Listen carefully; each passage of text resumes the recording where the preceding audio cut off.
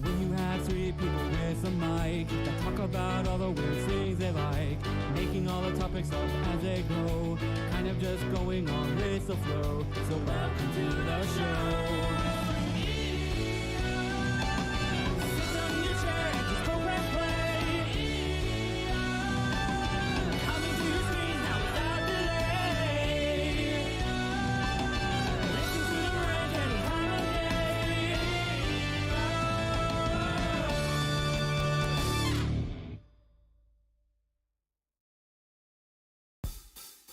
When you have three people with a mic that talk about all the weird things they like, making all the topics up as they go, kind of just going on with the flow. So welcome to the show.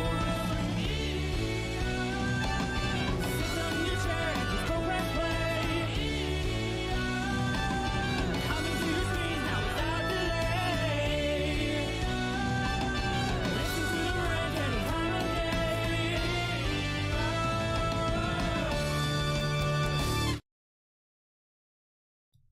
Hello, everyone. Hello. How is everyone hello. doing? It's been a minute.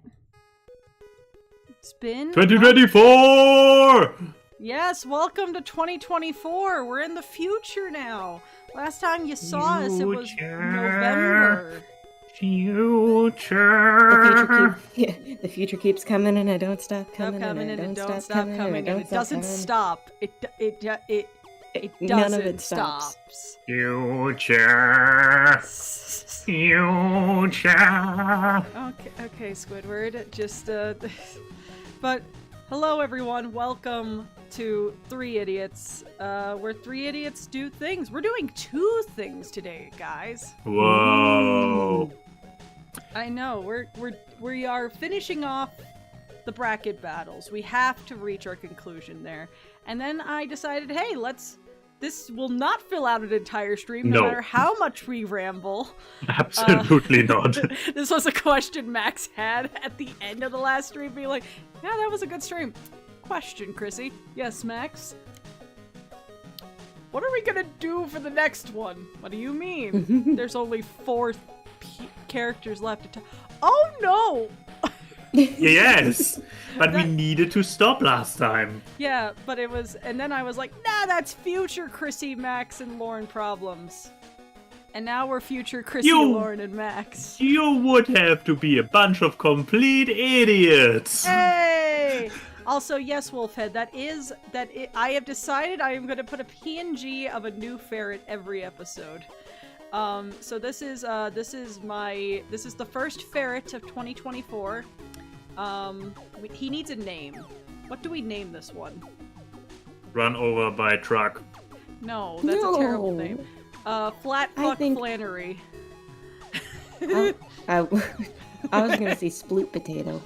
Oh, I like Sploot. This is Sploot. This is our new ferret, Sploot.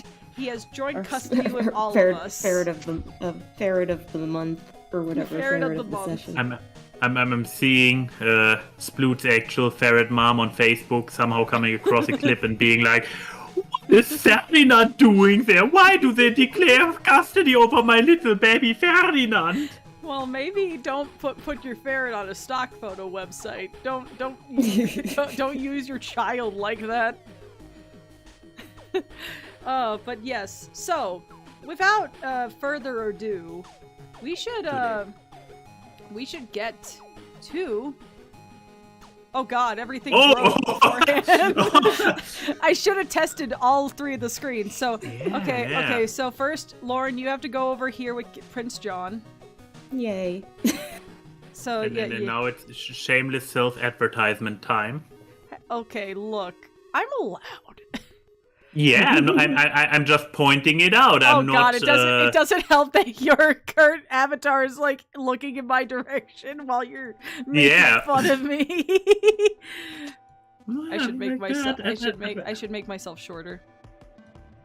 I don't know which whatever you're. This one. I was about to say whatever you're making shorter right now. It's not your. Oh God! Do you know the amount of? So I don't believe in astrology things. I'm going to make this very clear. However, I have realized that the people I associate with are very much textbook versions of their astrology signs. Example 1 and 2 right You telling here me with you're not a Pisces? Just shut up, Lauren. I cry in creative.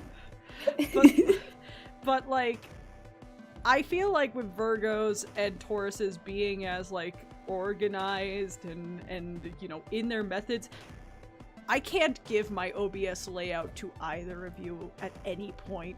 You would just get mad at me for how many images and things I just save in the background of these things. The layouts of my sources are garbage. Should I, on that note, just say something about my own OBS layout? Mm-hmm. I use folders and they are color-coded.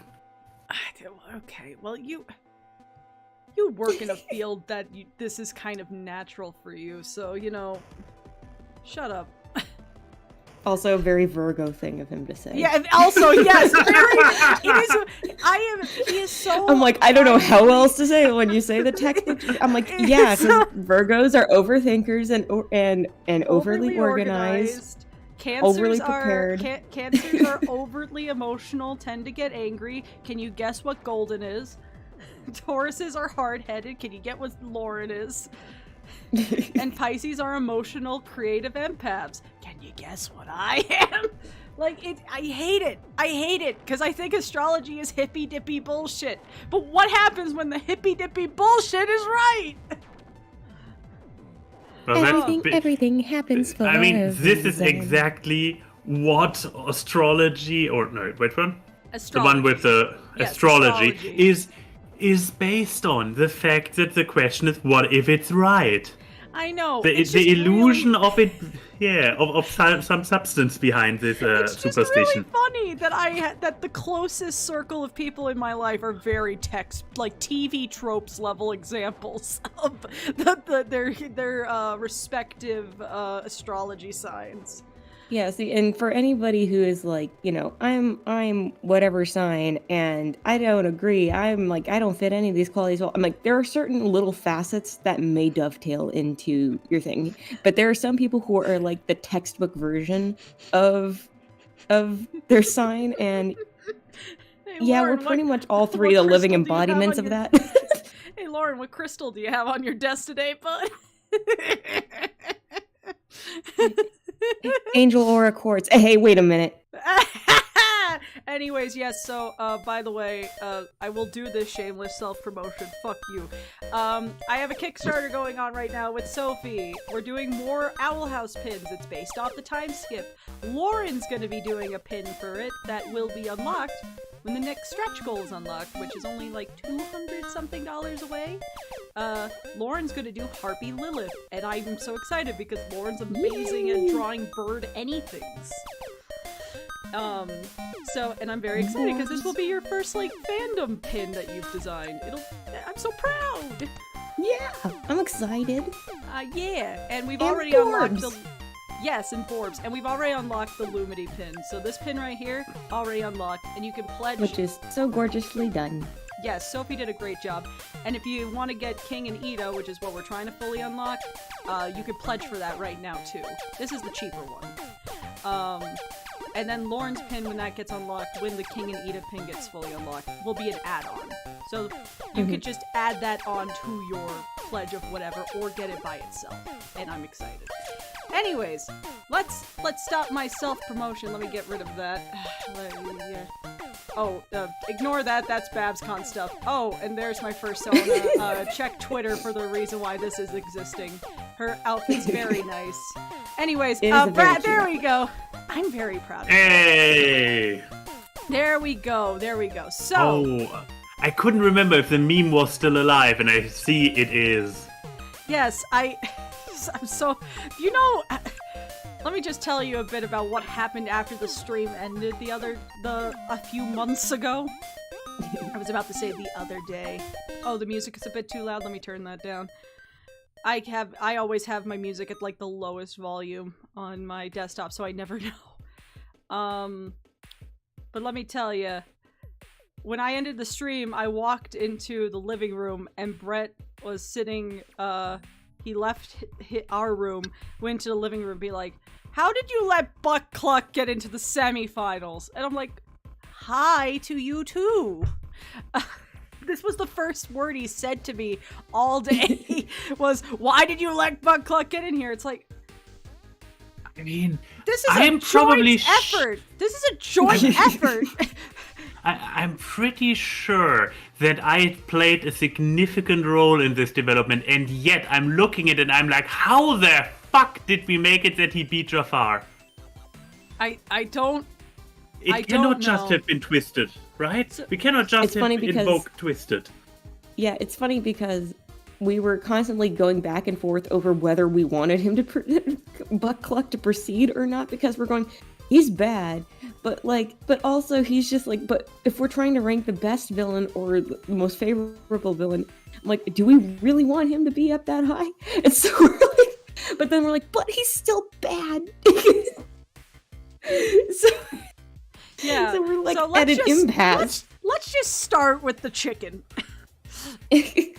So we have the chicken Buck Cluck and the chicken of the sea Ursula. So Yep. God, who Both wants to taste go- delicious when they're fried. Who wants to say the first idiotic opinion of 2024? Mm. Does the meme survive the cut of the year or not? I don't Also- know. I don't know, Max. Why don't you say what you think?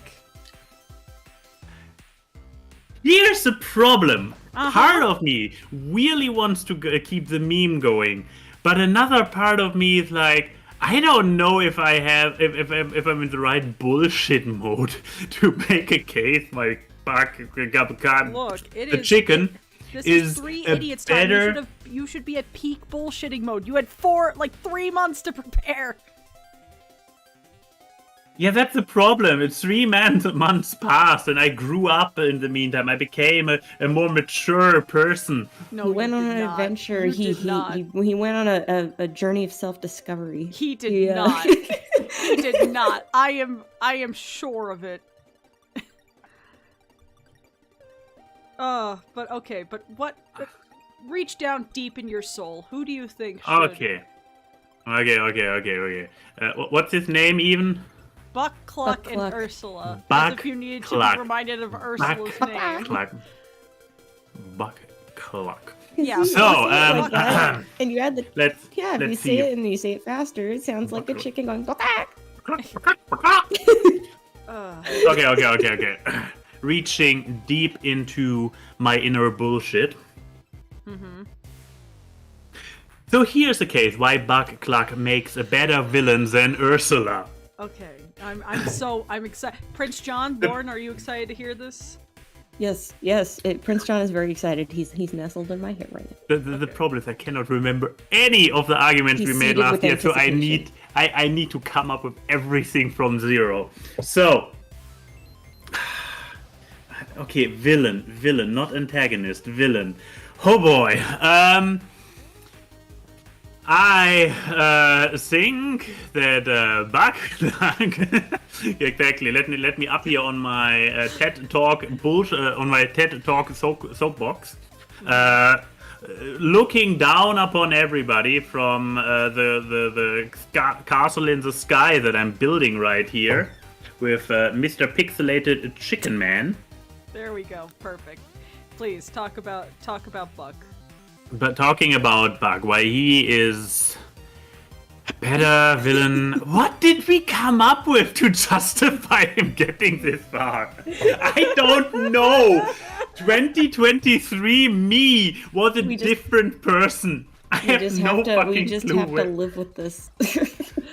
Oh, I look, have- Lux actually first of all, hi Luximus. Second of all, Lux brings up a good point. Most successful, Buck. Man gaslit like a pro. Ursula couldn't control a minor. I was thinking, honestly, Lux, same. I was actually thinking that too, because I'm going, well, both of them are in stories with child protagonists, but only one of them dies at the hands of a kid because of their own fault, and the other one at least makes a weak sauce attempt at redemption. But it's like, But yeah, Max, So- come on. What is your reasoning? You know, the floor is yours, and we're we're What is attentive. my reasoning? That is the question. What is my reasoning? Look, there has a live-action ferret splooching in front of the kitchen door and looking at me. It might Yeah, also be that he is passed out and therefore not actually looking at me, but just having his face pointed in my direction while just splooting there. And he wants to imitate sploots. well, he does it better. Old man. I mean, Old look at, man look at sploots. Rocketswell. Look at sploots. Duck, Odie, oh my god. Look, Bucklegit made his wife die in heaven by horrible parenting. Buck murdered his wife so he could abuse his son. These are headcanons at best. Look, I know Matt Pat's retiring in a few days, but like, it doesn't mean you guys have to take the mantles of the theories. Do you think Max is stalling? No. What? We are just stalling? we're just 17 minutes into the show and no one's given an opinion yet. But chickens don't live in a stall, they live in a coop. Max, do you want to say why you think Ursula should be the better one? Is this the easier thing? Maybe, for you? maybe, Should I maybe. Should I zoom out from Buck and go to Ursula? What if you say all the reasons? What if you say all the reasons that Ursula's a bad villain? Okay, it's really funny that you zoomed in on her lower half and went, why she's bad. Why she's bad. Okay. No, I mean, he is. If you ask me like that, I can give you an argument why Ursula was a bad villain. Here's the thing. She had won. She had objectively won. She had defeated Trident. No, what's his name? King Trident? Yeah, no, Trident is the King thing Trident. he heals, right? No, his So name is Trident in the movie, yes. So he is a Trident and he swings a Trident. Yes, I know. They could have gone with Neptune or something, or, you know, or like, But he is Poseidon. literally called after his... Yes, he's named after his weapon. It's a stupid thing. Wow, I never noticed until now. Anyways, so yeah, she had won. She had defeated him. She had Trident's Trident. She had ultimate power. But then she got pity. Then she got fucking petty. Yes, then she got fucking petty. What was it even that set her off? She wanted to grill somebody. Oh wait, he came down, had thrown a harpoon at her that pissed her off, so she wanted to zap him. And Ariel was like, "No, don't zap him." Grabbed the end of the stick, and she accidentally zapped her own babies. This was the chain of events, right? Yeah, that killed Flotsam and Jetsam, yes. Her Yeah, pussy. exactly. Which is then the thing that puts her over the top and does the thing like, when you have absolute power, what do you not do? You don't do go kaiju. You just don't. It's one of the rules is you don't turn into a snake. It never helps. Jafar. Rule number 2 is you don't turn into a kaiju. 2 things that Bud Clark did not do. He did not win, mostly because he didn't. I can't believe you made it circle around. I'm proud of you. But yeah, 2 things he didn't do. He didn't win because he didn't even have a plan. He was just a dick. And he also didn't die by his own turning himself into a kaiju-ness. I have no idea if I'm making a case for either of them. I think... Maybe we should bring Gaston back as a superior villain over both of them. Look, I think you're making sense, but I'm still not sure what your final pick is. They both suck for very different reasons. Yes, but which one sucks Yeah, but less you're- in the way that you want one to move forward? Yeah. Fuck Cluck. Okay, so we have, after this giant fucking rigmarole, by the way, let me unkaiju you as you were shit-talking Ursula's kaiju. There we go. I was about to say, didn't I learn anything from my own monologue? But, so we have, after 21 minutes, we finally have an opinion. Buck Cluck. Okay. To be fair, it was not a full 21 minutes of debating Buck Cluck. It was fair. like a good 15 minutes. And 5 of those were maybe stalling. The 5 of them were mostly stalling. Okay. Lauren, what do you think? We're looking at, what we're sitting here is, we're looking at the best villain, Yes. not the worst villain. We are Yes. looking at somebody who is bad all the way through, and I'm look, Buck, yeah, he's a shitty father. He should have never got, I'm like, he had a weak sauce, half-ass redemption, and was never by his son. But Ursula is a freaking villain through and through.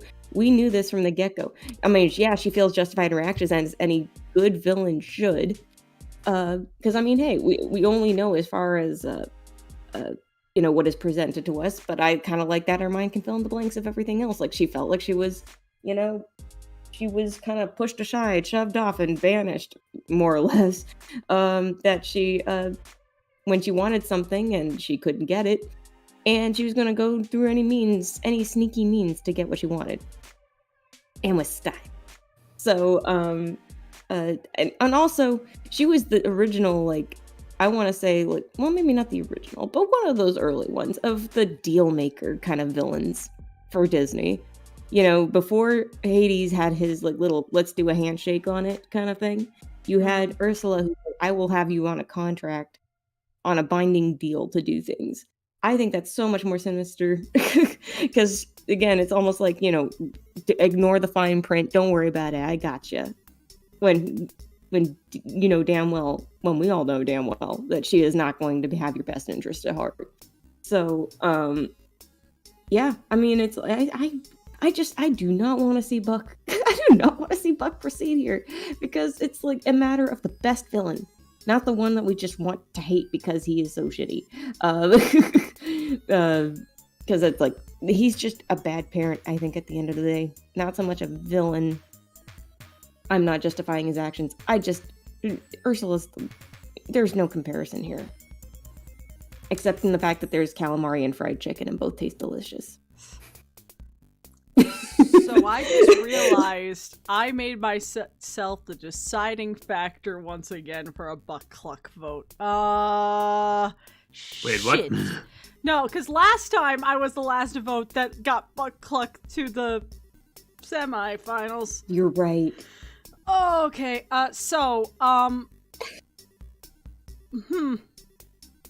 shit. So, on one hand, it'd be really funny. On the other hand, I will be yelled at for like months. And one of those people will be the one that lives in your house. Yes, yes. I'm just going to put And that. yeah, I'm well aware of that. So, let me explain.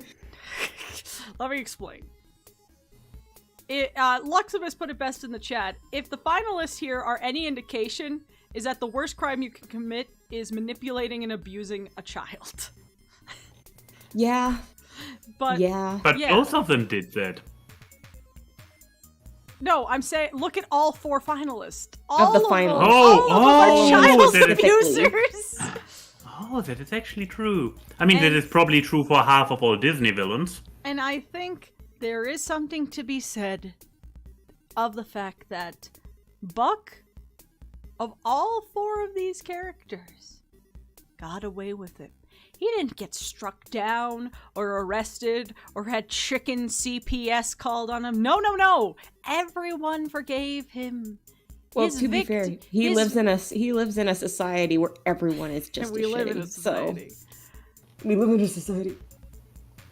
But there's there's the whole thing of he got away with it. He got to be still loved by his son in the town when he didn't deserve it. he basically got off scot-free with a little tiny, "I'm sorry." And I think that's truly evil. But what I think is more evil is that we let him continue this winning streak. So, because of that, I am going to go for the queen bitch herself, Ursula. And not just because I don't want to see, and not just because I don't want to see Buck succeed.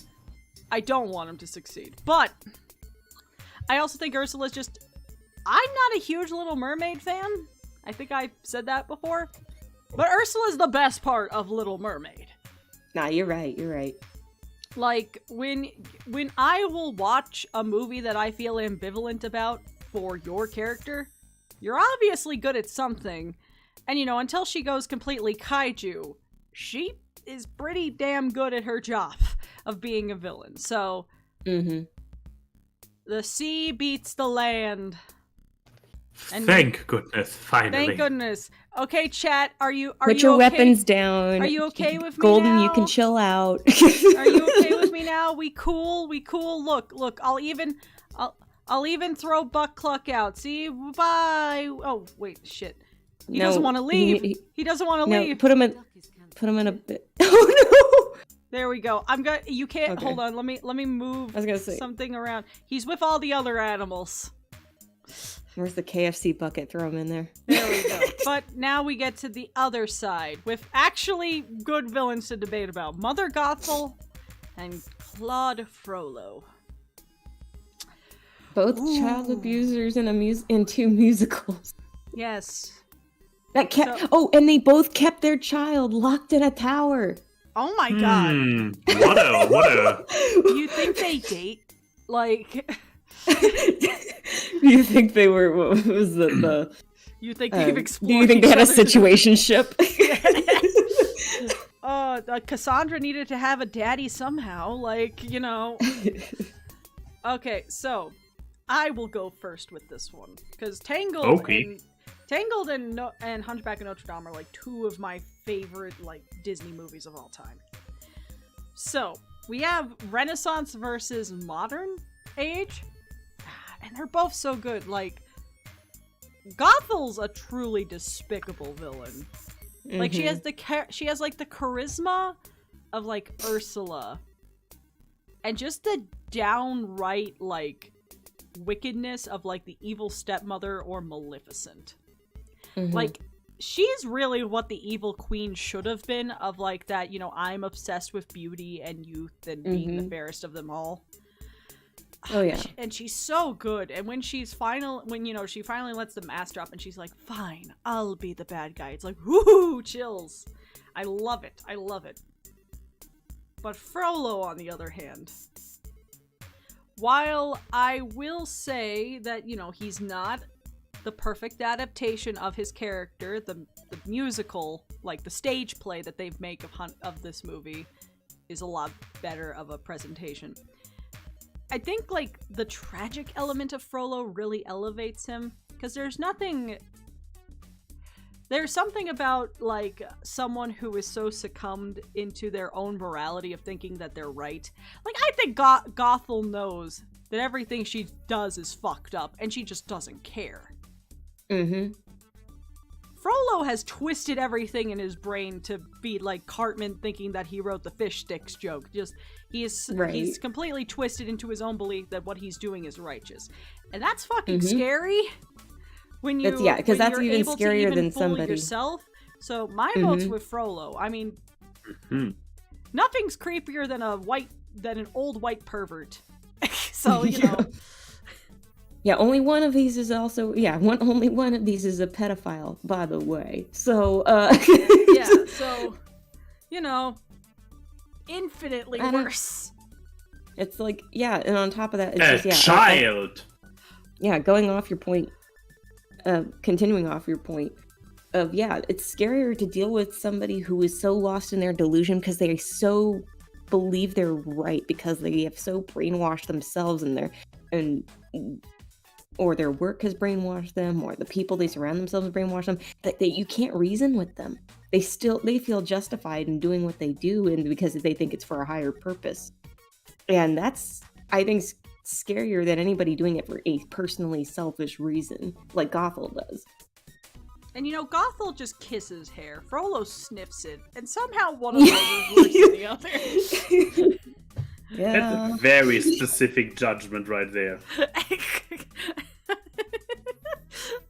Oh god, but look, I'm just saying, would you rather have someone kiss your forehead that just happens to be where your hair is, or have someone just take a nice little whiff of the hair on your head? One is creepier than the other. Yeah, and then also, Frollo is the one that actively participates in ethnic cleansing. So there's that. Yeah. So I'm guessing your vote is with Gothel, right, Lauren? No, Frollo solos. What do you have any counterpoint, Max? You want to convince us otherwise? That Gothel is the more convincing one, the better villain than Frollo. Or do you want to join the Frollo train? Whoop whoop. Whoop whoop. Now, I'm worried that if we go too strong on Frollo, there will not be a big battle in the finale, because come on, Ursula just came out of a play against exactly a literal cockfight. Like it's like Your Honor, on the left hand side we have a religious perverted genocidal asshole. On the other one, well, she defeated a chicken who was kind of a bad dad. Do I need to say more, Your Honor? So, but yeah, looking ahead to the final confrontation should not be my measuring stick for the current confrontation. yes. There is something, I mean, we vague memories from the long lost past of 2023 are coming back. With an echo effect playing in the background. Everyone has a mustache, with the camera zooming into my forehead when the memories come back. Exactly. We exactly, and we kept talking a lot about the scariness of the realism, which Frodo is, by being the semi-finalist, an obvious thing that carried him very far, while Gothel also pretty grounded, if you think about it. I mean, she utilizes magic for her extended life, but beyond that, she is actually also pretty much on the pretty. She is not a powerful witch. She figured something out about this flower and used it. Mm-hmm. So, I mean, however she ever figured out the right song to hum and everything. But okay. But yeah, she at the end of the day, they are both. If you subtract the magical element of that she utilizes, they are both kind of villainous personalities as you could find them in reality. Like you have you have the abusive, gaslighty person who would do anything for their personal, in this case, narcissistic goals just because they feel entitled to deserving this. So, what we basically have here is Karen versus Catholic priest. Karen versus priest. Yay! They probably go to the same Sunday sermon. I'm not really sure where I got myself with this, boiling it down to very basic types.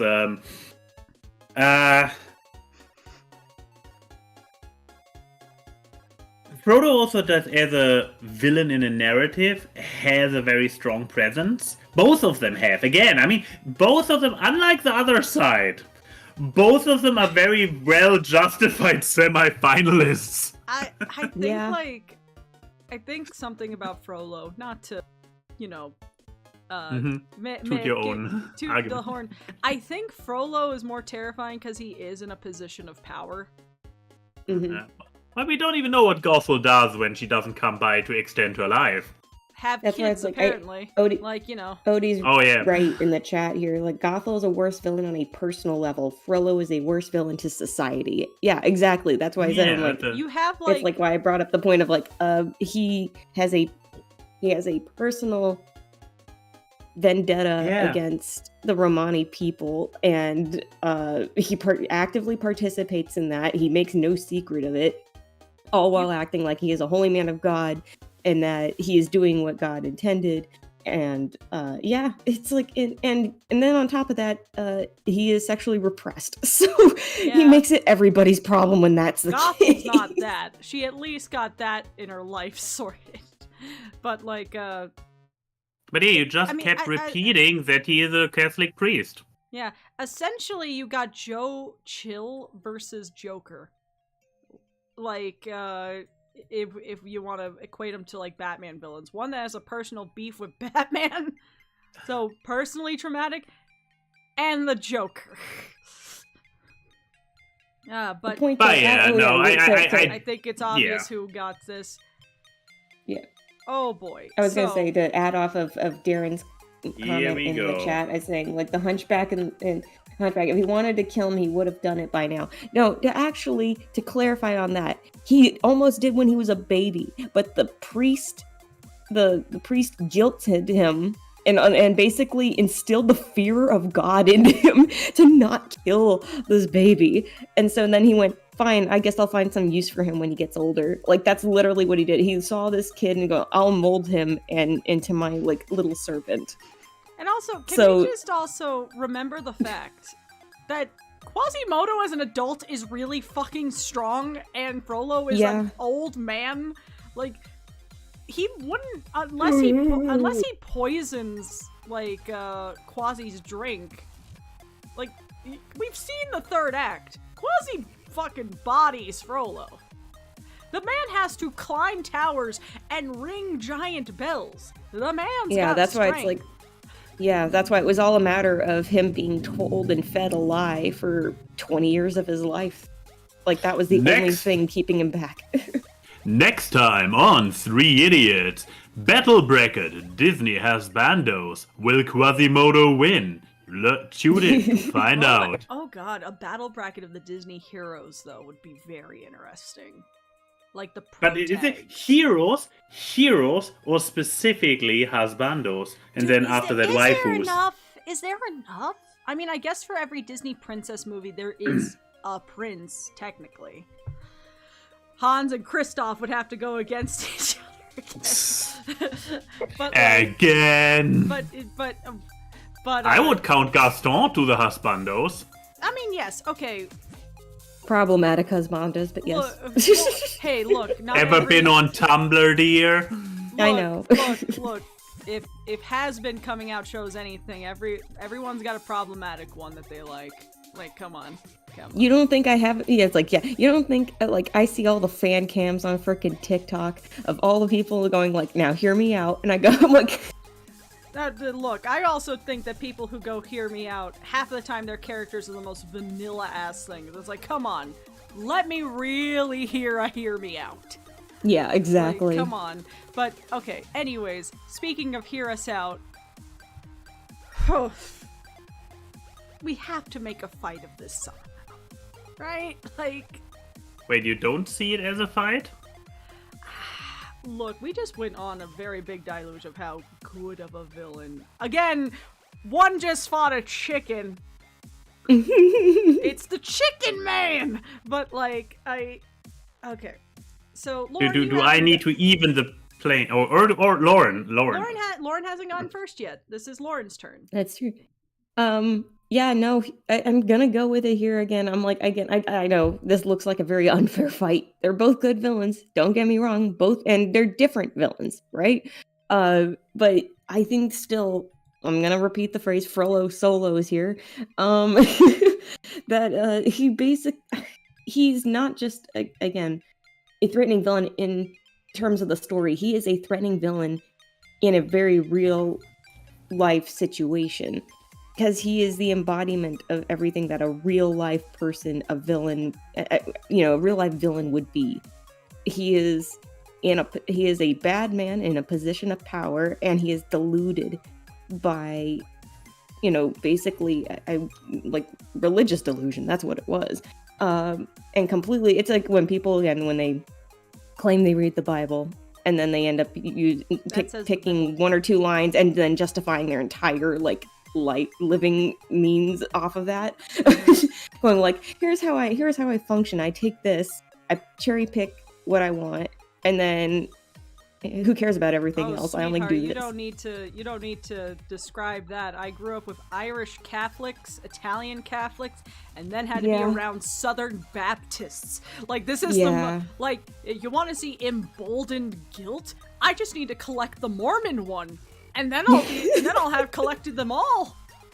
Yeah. So I mean, it's like, and then on top of that, this is a man who very much, again, was ready to kill a baby, and was only guilted out of it, or at least scared the dickens out of it by the fear of an eternal damnation if he kills a baby, and instead just goes, fine, I'll manipulate this baby.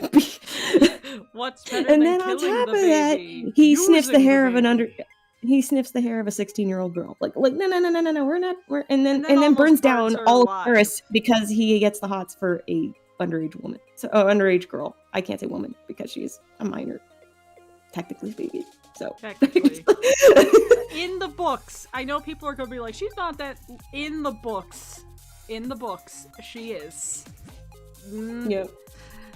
I know it's kind of questionable, like what her age is in the movie, but I'm like, but they never confirm her age. Look, if we actually looked into the ages of Disney characters, everything gets Oh violently boy. comfy. Oh yes, just Don't even get me Jasmine. started on Snow White. I mean, guys, the oldest, I think canonically the oldest Disney princess of the age in their movie is Tiana?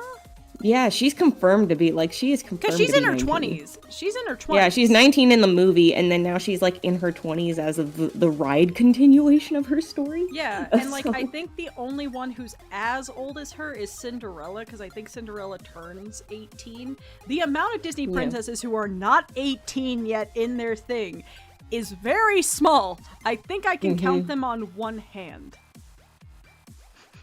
Anyways, I think Jasmine's 15 or something. 15 or 16. It was a plot point in the movie. It's like, you must be married to a prince by your 16th birthday. It's like, Was it guys, 16?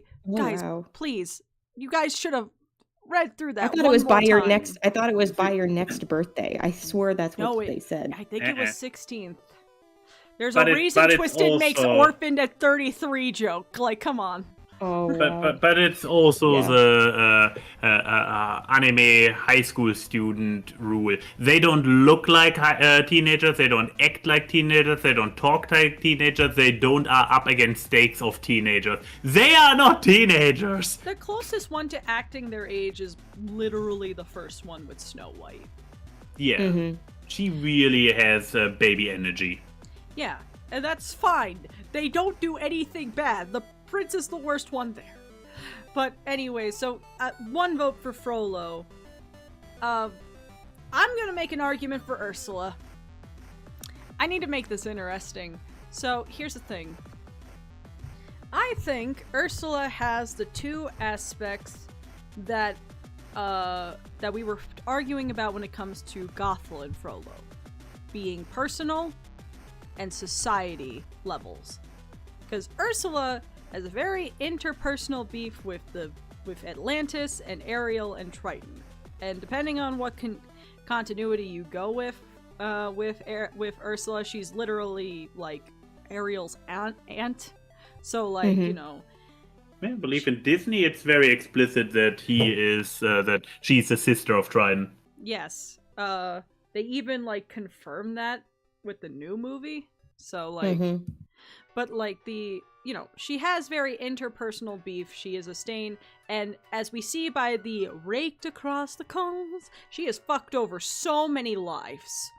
And I mean, and I think it's it's two kinds of morbid too. in the animated version, she takes their souls and, they become these little, the little shriveled up grubby things that sit planted inside her little lair. Fraggle looking things. In the live action one, they're dead. They're just dead. Dead. But like the skeleton, like mermaid skeletons all over her freaking floor. That's horrifying. You see those bones? Do you want to know what came where I got those bones? You don't want to know where I got those bones. But yeah, like the animated version, people are living a fate worse than death.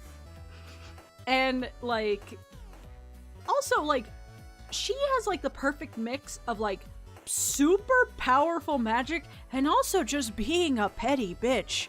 Cause she didn't need to seduce Eric and mind control her by becoming a hotter version of Ariel, but she did. Well, that's the thing, is she realized how close she was actually getting to her deal and going, yeah, no, my whole thing is I make sure people don't get their deals. So I gotta interfere. So yeah. I just think that, and also I think Ursula is the more into, if we're also going to talk about substance and style, I think Ursula is just more entertaining. I can believe that she is the level of manipulative that she is. I don't know how Frollo got to his ranks in the court, because, a lot of the courts, in terms of, royal courts and everything, because he seems to be a royal judge, is, you have to be liked. I don't know how anyone can like him.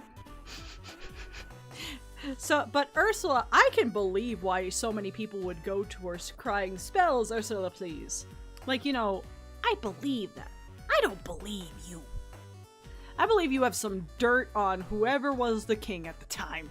Lord knows it's easy to get dirt on French kings. So, But, yeah, I think Ursula is just more believable. The Sea Witch. Sounds about right. That's how believability works.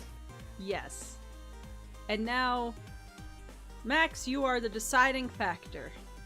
Oh boy, oh boy, oh Everything boy. has been leading to this. We waited 3 months for this final decision, and it's all on you. So can we get Buck Cluck back to have him take his rightful throne as the worst of the worst? No. Because if you think about it, what is a villain but the bad guy? And therefore a worse villain is obviously the superior one. Yes? No? Maybe? Why am I not? Oh, they're moving again. Okay, my point to make about Frodo versus Ursula. As I pointed out before, a thing about Frodo is his realism. There's basically nothing supernatural in Hunchback at all, isn't there? It depends on if you consider the gargoyles diegetic or not. And the gargoyle that screams in Frollo's face before he just falls into lava, kinda. Oh yeah, the magical lava that all of Paris turned into. Yeah, but there's still the thing is it diegetic or not? But the supernatural is relatively limited, and him as a character is accordingly grounded, representing a lot of things that are not well with society in reality. But what we are looking for is not a spooky man who is representing of real life issues. We are looking for the best Disney villain. And while Frollo most certainly has a certain presence, he is memorable, he is a villain, I dare to say Ursula is the better Disney villain. She is... First of all, as I pointed out before, she won. There was nothing to win for Frodo. Oh, except for maybe the next election. But he was just doing his thing. He was living his life. He got horny at some point. But there was no villainous plan. He was just an evil man. Ursula is a proper villain. She has a plan of taking over, of gaining the closest thing to absolute power that we know of in the Ariel universe. I mean... Controlling the sea. I mean, that's pretty big. Yeah, exactly. Exactly. There's a reason why whenever Atlanteans get introduced in a DC universe, that it's usually by them being a threat to all land life because they have some ocean-based doomsday device at hand. Even though, fun fact, if you melt the whole polar ice cap, the sea only rises by like 70 meter, which is not really end times. It will suck and it will cause a lot of harm, but it's not end times, let's be honest. Yes, but when you have creatures that can control that water, endless tsunamis can be a problem. Very true. Either way, no, Ursula is going for actual power. Ursula has a very villainous goal. Ursula fucking wins.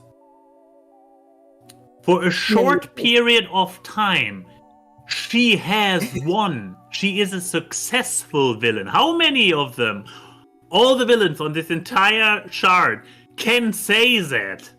Oh, the way I placed her makes it look like Frollo's sitting on her lap or something. Like. Oh no! I mean, we already confirmed that he is. This is Frollo's dream. Let's face it. This is the I was about to say. Century.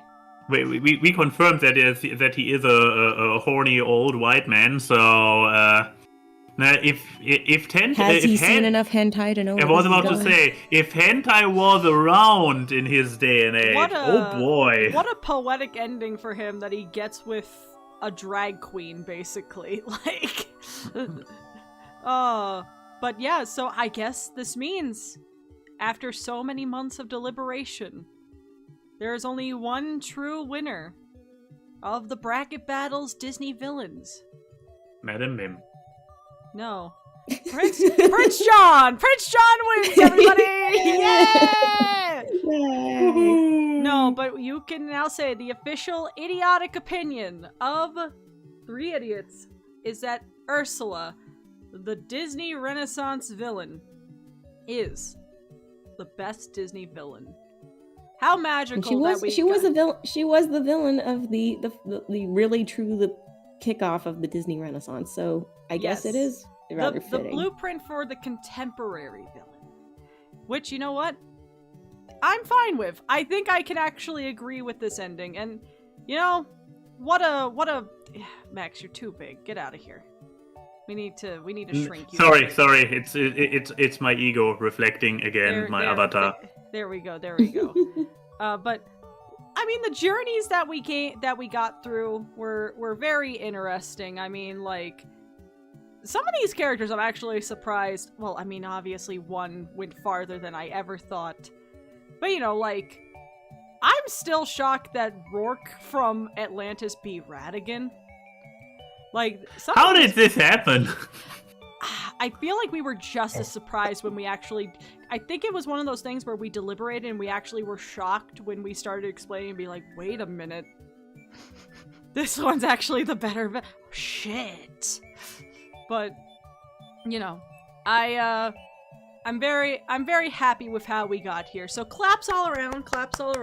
Yeah.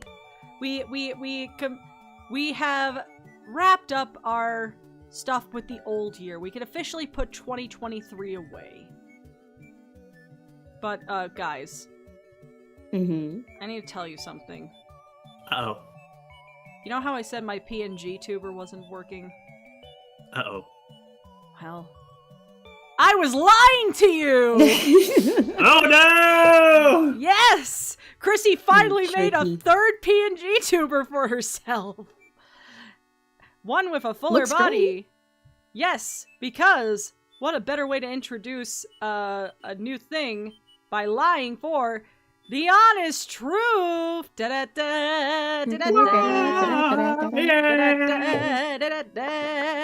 I need a soundboard like Tim. Yes, but welcome to the honest truth, the game where I sometimes tell the truth.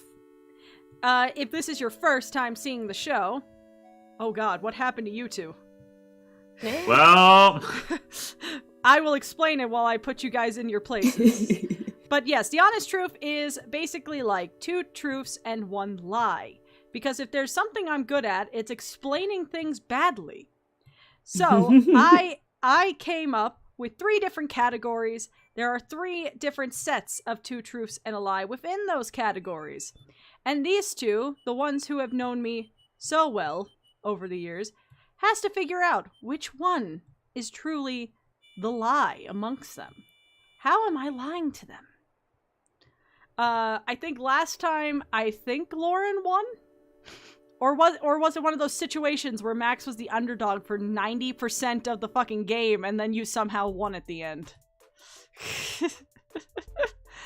But we are starting... always a pleasure. But yes, we are starting fresh, so who's ready to start? The honest... I wish I had a soundboard that makes it sound like a crowd saying it, but it's just me layered over and over, just the honest truth!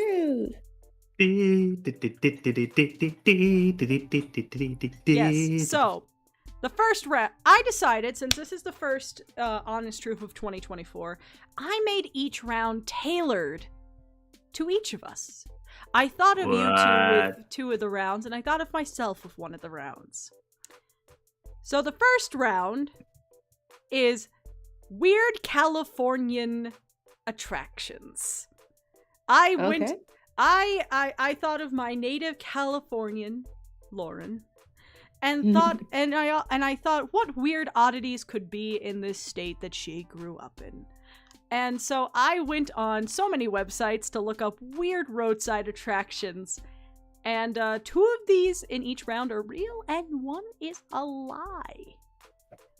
And this state is huge, so... Yes, a lot of this stuff was in, like, central California. In farmland. But yes, so let's get started. For the first one of round 1. A giant hillside covered in lead paint and Bible verses. I mean, yeah, we all know the sign that says holy wood, so move on. Next, the largest vertical cavern that makes moaning sounds.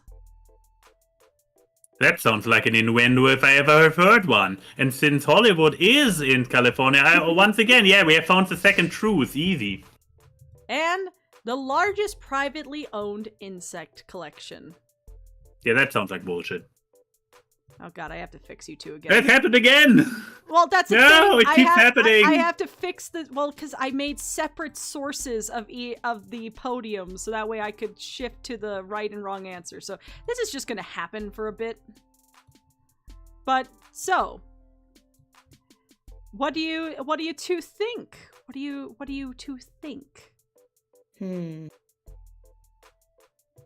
I don't know. Well. Yeah, exactly. What are the rules here? Oh, yes. So, you know what, Max? You decided the winner in the last thing. So, Lauren, you're the first one to decide. What do you think is the lie? What do you think is the lie? You call first dibs. So, there was the one with the hill. There's the hillside in lead paint. The largest vertical moaning cavern. And the largest privately owned insect collection.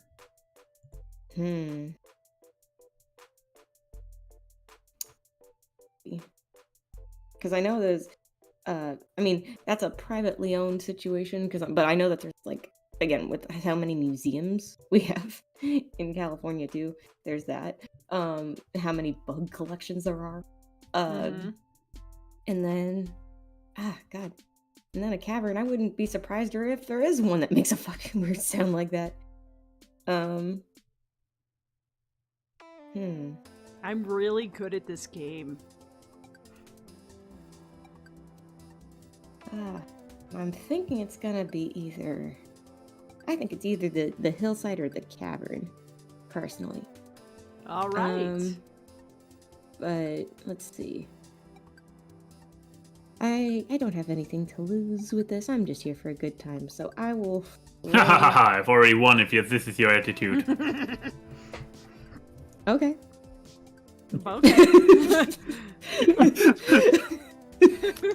No, you're not supposed to agree. No. How's it feel being the villain of this story, Max? My God. I mean, I usually am, but not that early on. But which one do you pick, Lau?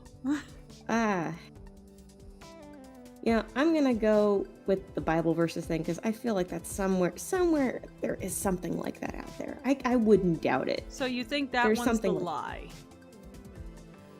Oh no, sorry, I meant the cavern that moans. Sorry. Okay, you pick the cavern that moans. Max, what do you think is the lie?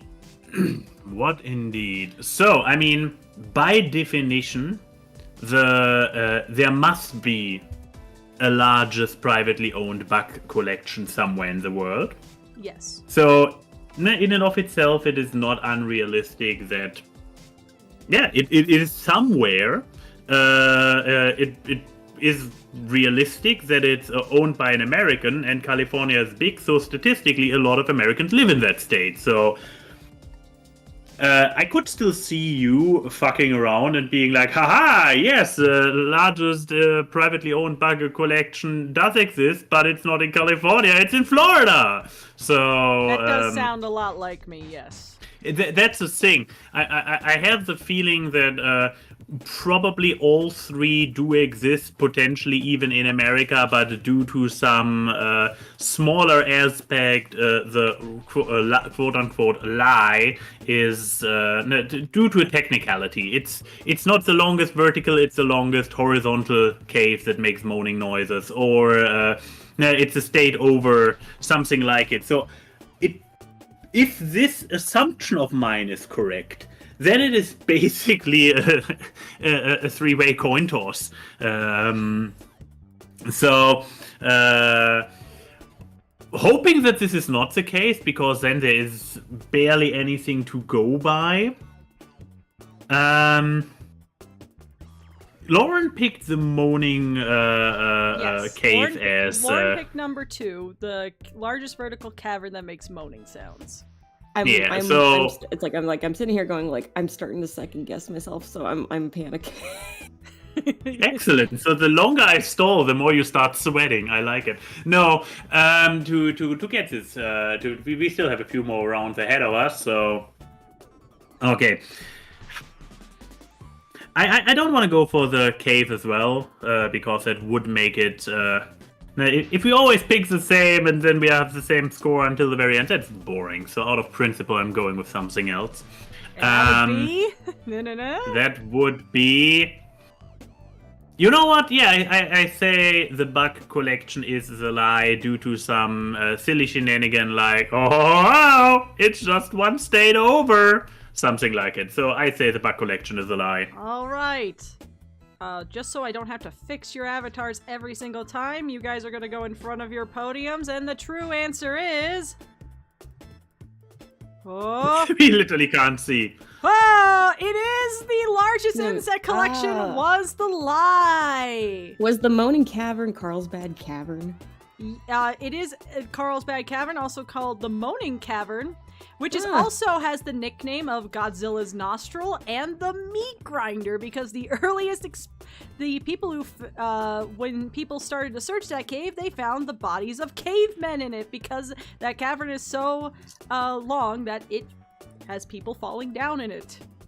Oh wow. And fun Yep. fact, the largest privately owned insect collection is actually in Germany.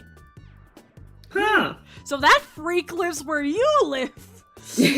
But like, and yes, We are a scientifically inclined nation, thank you. The hillside with the lead paint and Bible verses is actually a place called Salvation Hill in California. It was created by one man in the 70s, and it has the sinner's prayer painted on stone and on the mountain. And there was a lot of concern with restoring it because a lot of it had high levels of lead paint because it was the 70s. Mm-hmm. See, that's what I said. I feel like that would actually be a thing. The thing is, I've just never been to Carlsbad Caverns. I wouldn't known if it moaned or not. Yes, the reason But why we're the it land moans of it- tons of museums and private Yes. collections, so I wouldn't totally have been surprised. understand. I totally understand why you picked yours. The reason that the caverns moan is because of the plants inside of it causing weird air circulation that makes moaning sounds. Huh, the plants. Yeah, I know, interesting, right? But yes, and what also is interesting is Max, you have the first point of the game. How do you feel? Yay. Why do you claim that this is interesting? This is like... It's not that out there that I have, that I make points. Sure. Anyways, on to the second one of the Californian roadsides. We have a giant medieval castle made out of rocks and garbage. A 40-foot tall Native American statue constructed of beer cans. And a giant can of fruit cocktail towering 150 feet in the air. I notice a theme between those three. Mm-hmm. It's California, we're big. But yes, Max, you got the you get to pick now. Oh, I get to pick. Excellent, Yes. excellent. So we have the Trash Castle. The trash castle, the beer can Native American, and the giant fruit cocktail can. You see the beer can Native American sounds like an art installment that would exist. So not California is a pretty artsy state, so I can totally see this being built by somebody, and there's probably some kind of environmental deeper message supposed to go in there. So yeah, that one I see being a thing. There's something cynical about the Trash Castle and how Americans. But I also wouldn't be surprised if it is a thing. How the closest Europeans built castles out of brick and mortar that last for centuries. Americans built castle out of trash. I can make polls for the chat to believe what they think is a lie. Oh yeah. But yes, so and the last one was a very how many 150 feet? So this would be 50 meters high. yes.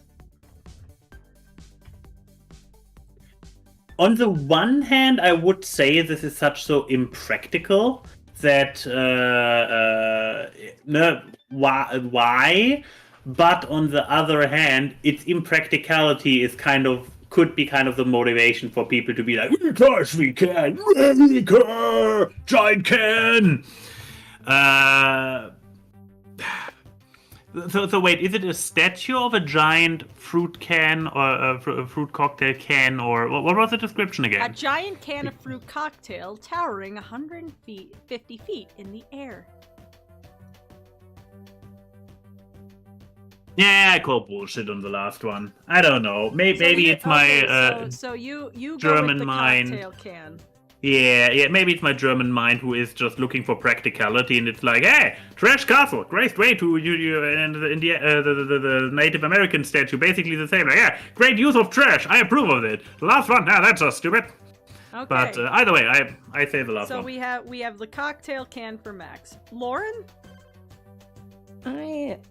It's funny because California is. Yeah, I mean, we do make juice here. We do have fruits that make juice here, so I wouldn't doubt that the cocktail thing exists somewhere. As some kind of I don't know, it would be like a roadside attraction as part of a farm, anything for juice stuff. A big advertisement. I mean, I then again, I could be entirely wrong, but I just think it's believable. The one I think is not as believable is mostly because we're not. I mean, as much as we have breweries here, we are not really a beer state. So I don't think the Native American trust me, sculpture Max with tried a beer- lot of the micro-brewed beers when we were in Long Beach last, and he hated every single one. Y'all don't know how to make beer. Yeah, so that's what I'm like. I think personally, because remind me, the first one again was The what was first that one one again? was a giant medieval castle made out of rocks Yeah. and garbage. that's still no. That feels like somewhere in California that's a thing. Somewhere it is. So I'm gonna go with the Native American made out of beer cans because I don't think, especially on top of that, we're all about like if we were to do anything for Native American stuff, I feel like we would be more respectful in terms of like we would make a memorial that is like not made of beer cans. Alrighty, But I don't know. so we have Lauren's choice of the beer Unless Native I'm American. wrong and it exists somewhere, Max but I has will the go with choice that as of my the guess. giant fruit cocktail can, and the chat picked the beer Native American. So let's see who we get. It was the beer Native American. So the trash castle does exist. Yes, there is a 5-story tall medieval castle built in California that is made out of, as quoted on the Wikipedia, junk and rocks. Wow. And Wait, then, where is yeah, it located in California? Does it like say? Northern California. Yeah, yeah. And That's then because I'm going, like, there's nothing like that down here as far as I know. So. Hayao Miyazaki's worst nightmare become true. Thank you, America. But and the fruit can was basically there was a fruit cannery to make fruit cocktail cans way back in the 50s, and to advertise this place, they built a giant water tower that the water tower was a giant can of fruit cocktail. And when there you go. and when the cannery closed, the tower remained. Yeah, giant X is such a stereotypical American thing. Plus, throw in some advertisement. The moment I logged my answer. That's what the Hollywood Exactly. sign is. It was a real estate sign, so. Yeah. The moment I logged my answer in, I was like, nah, that's actually not as out there as I thought. It's probably really just my German sensitivities that are like, that would be stupid. The thing is about the Native American statue is we do have something related to beer in California. We have the largest privately owned collection of beer cans. Someone just has it in their house. Wow. Yeah. They need help. They do. It was not specified on roadside.com if they've drunk all of it. They're just empty cans. And I think that's more concerning. Because at that point, I'm hoping they clean them. Otherwise, you just got a petri dish right there. But yes, let's move on to the final part of round 1. A wedding chapel / glass shop surrounded by statues of cows in robes. That's the only response you can have to that is, Yeah, basically. I don't know Number how else 2? you can respond to that. A hotel where every room is themed after a room where a celebrity died in. Mm-hmm. And then finally, a space cult location believing spaceships from Uranus will arrive in 2001. Wow. So, Lauren, you get Well, first well. pickings. Wow. I'm thinking that the chapel one, as much as like, I mean, if it is somewhere, it would probably be out somewhere more ranchy because of the emphasis on cows. Like, it would be somewhere out in like NorCal or like towards, I don't know, Bakersfield or something like that. But at the same time, compared to the other two, Yeah, I made a good last round here, didn't I? yeah, I'm like, I don't know, because I mean, I'm gonna I can say I'll risk it all, and I'll say that the chapel one is the one that's not here. All right. Confident in the but- cow chapel. Yeah, the celebrity one feels very LA. I know it's not roadside, but it just feels very like California and yeah. LA specifically. Like somebody would do something like that, or if it's not in LA, it's still just California. All right. So, Lauren picked the cow chapel. Max, what about It's the you? thing that is a lie. Yeah. What do you think is the lie? Yeah. Well, I actually have a pretty clear idea. Oh, do you now? Yeah, I might be falling for one of your ruses, though. Oh, okay. The cow chapel sounds so hyper-specific that it is either a thing that actually exists or something that is similar to what exists, but you mixed it up, that it's actually not cows, but beavers in robes standing around it, something like it. So it is so hyper-specific that I'm like, yeah, this sounds like a weird photo of a place where it's like, what? The Death Hotel, Americans like hotels and their celebrities and are also kind of morbid, so this one checks. And the Uranus cult, that leaves basically the Uranus cult as the one thing where it's like, yeah, it sounds cliche enough with a stupid cult believing of alien overlords coming from somewhere from outer space.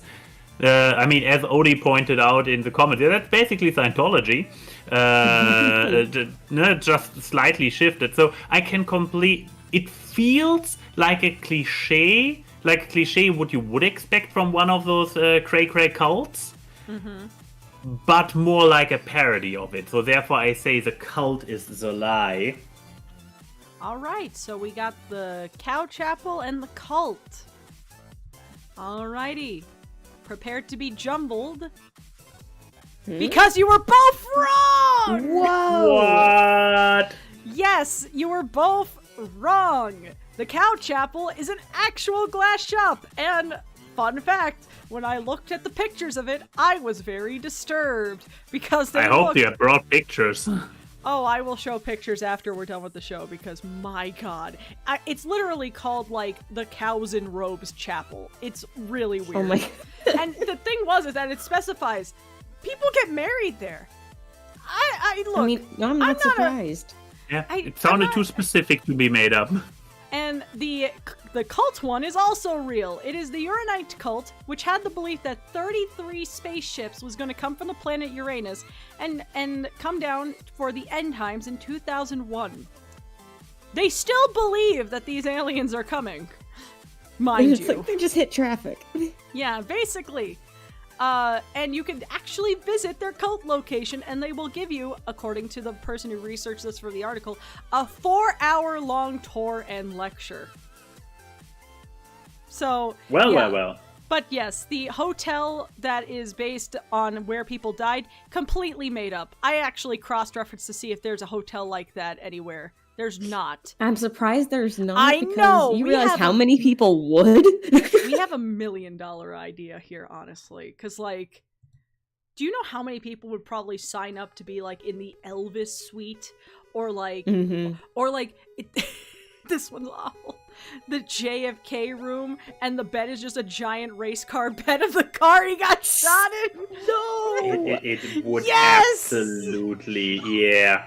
So if your animation gigs don't pan out, ladies, let me know. I have hotel background. We can make this happen. Also, chat also thought the Cow Chapel was the one. The Death Hotel actually got the least. I'm proud of myself for coming up with something believably unhinged. But yeah, that was round 1, and you guys are tied. How do you guys feel? I'm good.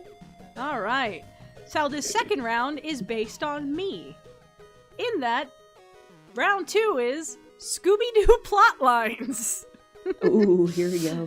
Oh, let me tell you, it was very fun trying to make sure that a lie that I came up with is not something that has happened in the 60 years of this dog's existence.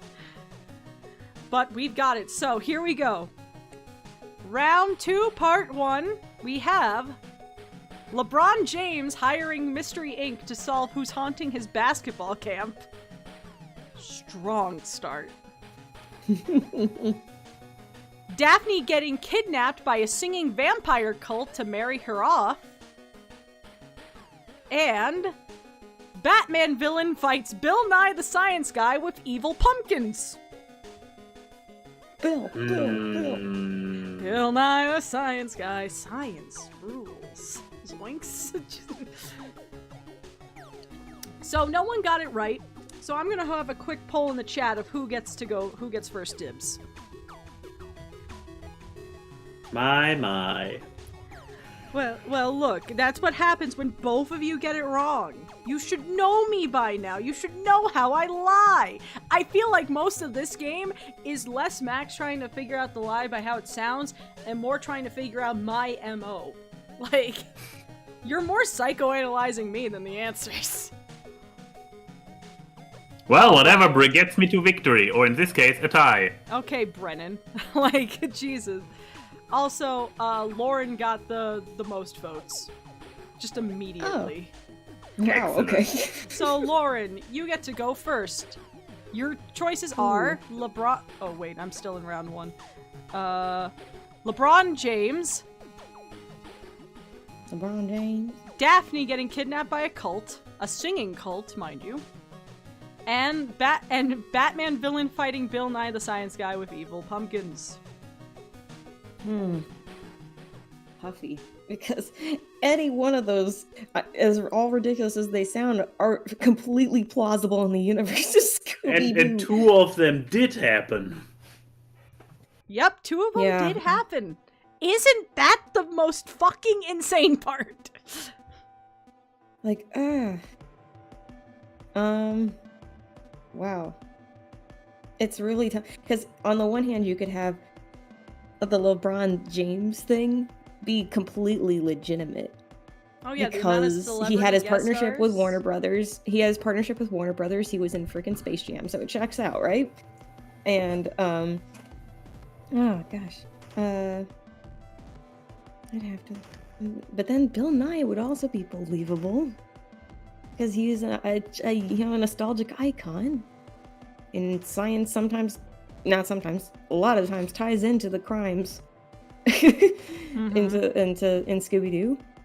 And then you have singing vampire cult.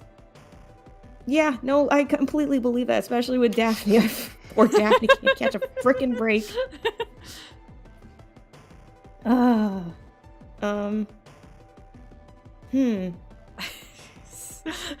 Gosh. This is... Man. It is legitimately so hard.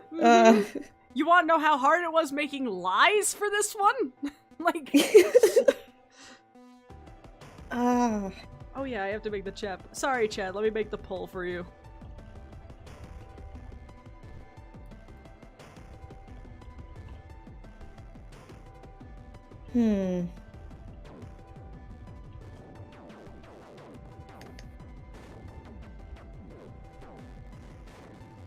All right, you got 10 seconds. You got to pick one. 10, All right. 9, 8. No 7, pressure. 6, 5, 4, 3. I'll go with number 2. Okay, so Oh you my. go with the singing vampire cult. Good choice, good choice. Max, what do you pick? As Lauren already established, celebrity cameos are a thing, definitely. Yes. What is the activity years of LeBron James? I think he started playing basketball in like the 90s. Okay, so he also had like 2 decades to weasel his way in there for his cameo. Yeah. At this point, yes, 2 decades. Because that would have been my one thing where I would have been like, nah, is there kind of thing? Yeah, he is too recent, and I mean, like, when were the last Scooby-Doo, what are the most recent Scooby-Doo shows, like proper shows that are corny enough to have celebrity cameos? Because you Last can year. 100%... Well, never mind then. Because you can completely see, like, in the very old Hanna-Barbera style, where they just walk up in this Oh my pseudo god! 2D and It's Sunny and shit. Exactly. Yeah. I get you. Exactly. You can 100% see this. But with LeBron being a little bit more recent, I was a little bit skeptical on that front. But, versus, because I'm obviously not going with the vampires, because You don't want to go with the Lauren same already. answer. Exactly, and unless I'm really in a situation where I'm like, whoa, no, there is no way that it's one of the other ones, I will not go with it. Also, it sounds like yeah, it's still out there, but it's like, no, vampires fit, singing fits. No, there's every now and then the detour into musicality. Yeah. So the question is, therefore, among the two ones that have cameos, if the Bill Nye fighting a villain is too over From the Batman. top or no, specifically a villain from Batman, if it is too over the top or not, to which I have the problem that I'm not sure what the energy, the style of the most recent Scooby-Doo incarnations is. Like, if it's more grounded, it would be the LeBron James answer. If it's like, yep, let's go all out there, then we have not just a Batman villain, we also have Bill Nye. So, but for some reason Actually, would it help if I'm like, can I get this one instance of like taking back an answer and rethinking it to help? Because this one's really tough. I will allow one takesies-backsies per game per player. So you are Okay. using your takesies-backsies now. I'm taking my backsies just this once. So I'm trying to think. The LeBron James sounds legitimate, but I feel like something might be off about that one. Not the It's LeBron James part. too It's probably legitimate? it's like the other stuff around it. That's what I'm trying to think of. Okay, like the basketball camp and stuff. Yes. Okay, so you're going with So you- LeBron James? I'm going with LeBron James. With LeBron well, James? that does make things for me easier, because now I'm going with the vampires. No, I'm actually going with Bill Nye. The vampires Alright. still sound too close to be like. Maybe Alright. that's the trick. Maybe So that's the this trick took, we're this going took quite for. a bit, but we got LeBron James and Bill Nye. Are you ready to know the answer? Are you ready? I'm ready to know the answer. It's- Let's go. it's- Well, you're number going two to, again, isn't it? Well, you're gonna have to wait a minute because I have to step away for a second. So talk to the audience. Ba-ba-da-ba-da-ba-da-ba-da. But yeah, here's the thing. So, you kids two like celebrity Scooby-Doo? answers. Exactly. If not, then that is one round for you, isn't it? Yeah. Here's the thing. The singing vampires sound basic enough that it definitely could be a plot line, but it might also just be the thing of it being that it's like Key went for elements that are All right. all Zach, plausible enough, what are you talking about? but We're talking about- yeah, just well, talk with about more psycho- Scooby-Doo. yeah, psychoanalyzing you and what it could be, and that's the second answer that neither of us picked. Yeah. Please. Yeah, the second answer, each of the elements of the second answer is 100% Scooby-Doo plausible, and that it's really just the thing of it in that combination not having happened before. But I'm still being like, yeah, but on the other hand, it sounds so plausible. No? All the elements are fitting. So I'm don't feeling bad about my answer, even though that, yeah, it might very much be Well, wrong. here's the answer, guys. And Lauren picked LeBron James. Max Uh-huh. picked Bill Nye. The chat picked Uh-huh. LeBron James. It's LeBron James. ah, Yes. So, here is the thing. I guess recent Scooby-Doo was a little bit cray-cray. Yes, so yeah, the singing vampires one is actually a movie called Scooby-Doo Music of the Vampire, which is actually like a that's where I'm full-blown, remembering which is a that. full-blown musical. It also has a whole musical number where Shaggy just thinks that the gang would not give a shit about him if he lived or died, and that his only best friend in life is his dog. These are actual lyrics from the musical. Gosh. I mean, it sounds about right. And the Bill Nye versus the Batman villain is called Happy Halloween Scooby-Doo, where Scarecrow, Scarecrow, is running amok in a town that Elvira, like the old Yeah. TV show host, Mm-hmm. is like hosting. Mistress of the Night. Yes, Mistress of the Night, and Bill Nye has to help Shaggy, Scooby, and the gang defeat the evil pumpkin army that Scarecrow has wrought upon this town. Batman does not appear in this, by the way. It's just Scarecrow. So they just have a Batman villain They with no just Batman. have Jonathan Crane. but Batman does not appear.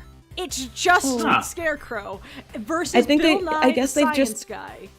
I guess they've just cemented the fact that they're like, well, we already know that Batman is canon to this universe. We don't need to establish anything further. Just throw Yes. Scarecrow in there. Don't ask questions. Don't worry about it. Don't worry Don't about worry about Oh it. well. But yes, Lauren, you got the second point, putting you in the lead. it. Wow. Uh, So, and- so but wait, I will. So what was off about the LeBron James Oh, thing? LeBron Because, James I has mean- never guest starred on Scooby-Doo. Oh, It really? was just made up. I picked LeBron James because, one, basketball players have appeared in Scooby-Doo a lot, like the Harlem Globetrotters, and Space Jam 2. Gotcha. Where Wow. Scooby-Doo I would the have gang been that actually does convinced of have it. a cameo. Wow. But yes, so that was the... God.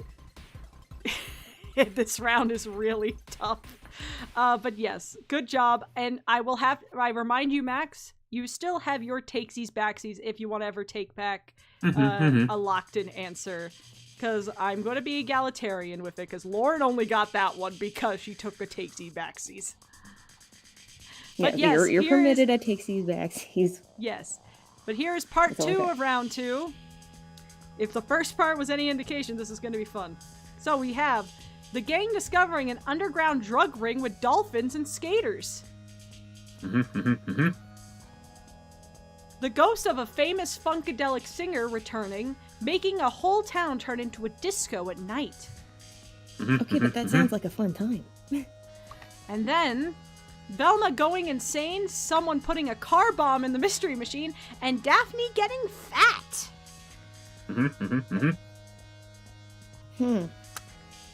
Lauren, you have the floor. Oh God. Well, first of all, the third one, somebody was happy with that one. Anyway. Gosh. Repeat the first two again. Okay, the first two we have the gang discovering an underground drug ring with dolphins and skaters, and the ghost of a famous funkadelic singer making the whole town turn into a disco at night.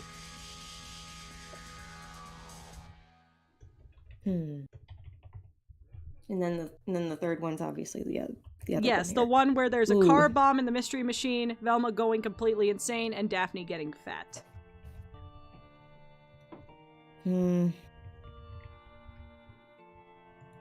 I'm gonna say it's gonna be either the second or the third one in my mind.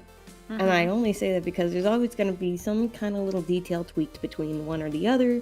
Or again, yes, it could be completely fabricated. But the other two, these two feel like again, like there's a half truth to them, right?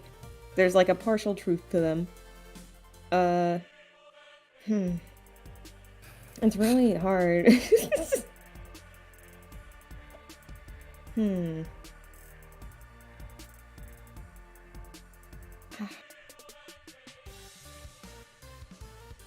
I think Wow. maybe I'm like, there's so many details in the third one. I feel like maybe the second one is the one that may actually not be. Okay. That one may actually be the lie. So you're going with number 2. Yeah.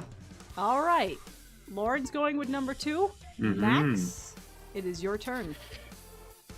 The thing is, in certain iterations of Scooby-Doo, there is actual supernatural things, so number 2 sounds plausible to me. So I don't think it's a lie. Like not even doing a bit, just legitimately thinking that number 2 sounds plausible from one of the Scooby-Doo runs where there are actual supernatural elements. Because, no, it's actually not even that menacing, ironically, that you have an actual supernatural threat, and what does it do? Funky party time! I mean, even Lauren was like, but that sounds fun. Exactly. I know, it exactly. sounds like it's fun though. Disco like, if it's never not a legit dies, thing, baby!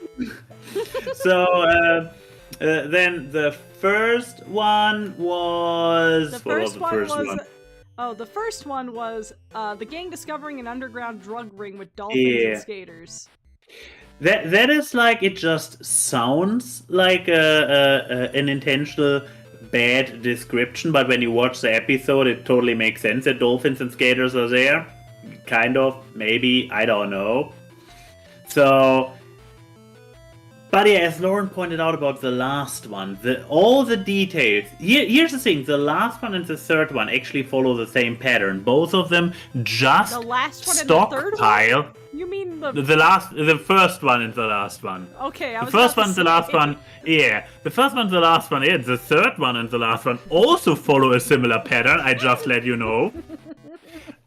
But no, the first one and the last one follow a similar pattern, as in like stockpiling all the crazy elements to just make it sound ridiculous. While, again, in the context of the show, I mean, it probably still doesn't make sense, but it isn't. It's as ridiculous as just stockpiling. The facts makes it sound like. But then it's like the question of what are the elements? Like, okay, dolphin, animals appear in the show. Drug ring, drug rings often enough. The drug rings easily enough have the PSA after school special flavor to it, so I can see a PSA appearing in it, a drug ring appearing somehow in it. But on the other hand, car bombs, while as bad as they are in reality, they like to be used in cartoony ways. But for some reason, I still see the thing of the car bomb just being having a speed scenario where, like, Fred, you must not stop going above 10 miles per hour, or the mystery machine will be the former mystery machine, or the never mind. I say the last one. I say the last one is getting too real. We actually have a perfect thing of, like, the chat picked number 1 with the dolphins, Lauren picked number 2 with the funky bunch, and Max picked number 3 with the car bombs. So, oh boy, who got it right? Lauren! What? Yes, so let me explain. So the third one is actually a movie called Frankencreepy, where all these things happen. So the gang gets invited to basically a Transylvanian town where we find out that Velma is actually a descendant of their version of Dr. Frankenstein. And she goes madly insane to continue Frankenstein's work. And during all this, the mystery machine gets car bombed, and Fred is traumatized throughout the entire movie, having flashbacks to the car getting bombed. Shaggy and Scooby, for some reason, have no appetite, and they are deeply concerned by that. And Daphne gets put in a dress that makes her look progressively fatter, even though they said, oh, now she's a size 4, but she looks like she's 600 pounds, and it's very fat-phobic. Yippee! Oh, God. But yes. I want to ask, was this movie any good? No! And it's also because the individual elements don't sound good. It's also edited like a crackhead edited it. Like, there's so many shots, like, there's some times where the shots just, like, last a second. And also the entire, like, resolution of this is that the people who invited them were all past villains who just wanted to kill the mystery gang, so they bought a castle, not realizing that we bought a zoo, we bought a castle. There's actually a whole oil, like, farm under it, and Shaggy just says to him, guys, why didn't you just sell the oil? You would have been rich. And they're just like, huh. Like, legit the only funny part of that movie. But yeah, and then the Dolphins and Drugs is actually an episode of a pup named Scooby-Doo. So Max was actually on the correct thing with a PSA. It was their very special episode where there's a ghost skater dude haunting an aquarium, and they find out that the dolphins in the aquarium have, like, packs on their backs, and they find them, and Shaggy's like, wait, these are drugs! And Velma goes, drugs are bad, they can even kill you! And Scooby says my favorite line, which is, drugs? yuck, which is exactly what you should say about drugs. Which, by the way, they don't hide the fact that these packs look like cocaine. They're not talking about weed. This isn't like Cartoon All-Stars to the rescue. Those are packs Wow. of fucking clean-cut cocaine. What's this? A joint? No, this is drugs. So, The but real deal. the Funkadelic thing is actually one of my, tropes of slightly bending the truth. This is actually a mix of two plot lines. One from Mystery Incorporated, where they do have a mind-controlling ghost band, but it's ska music, not funk. And two from the real Ghostbusters, where there is a ghost that completely makes the town into the 1920s to be swing music.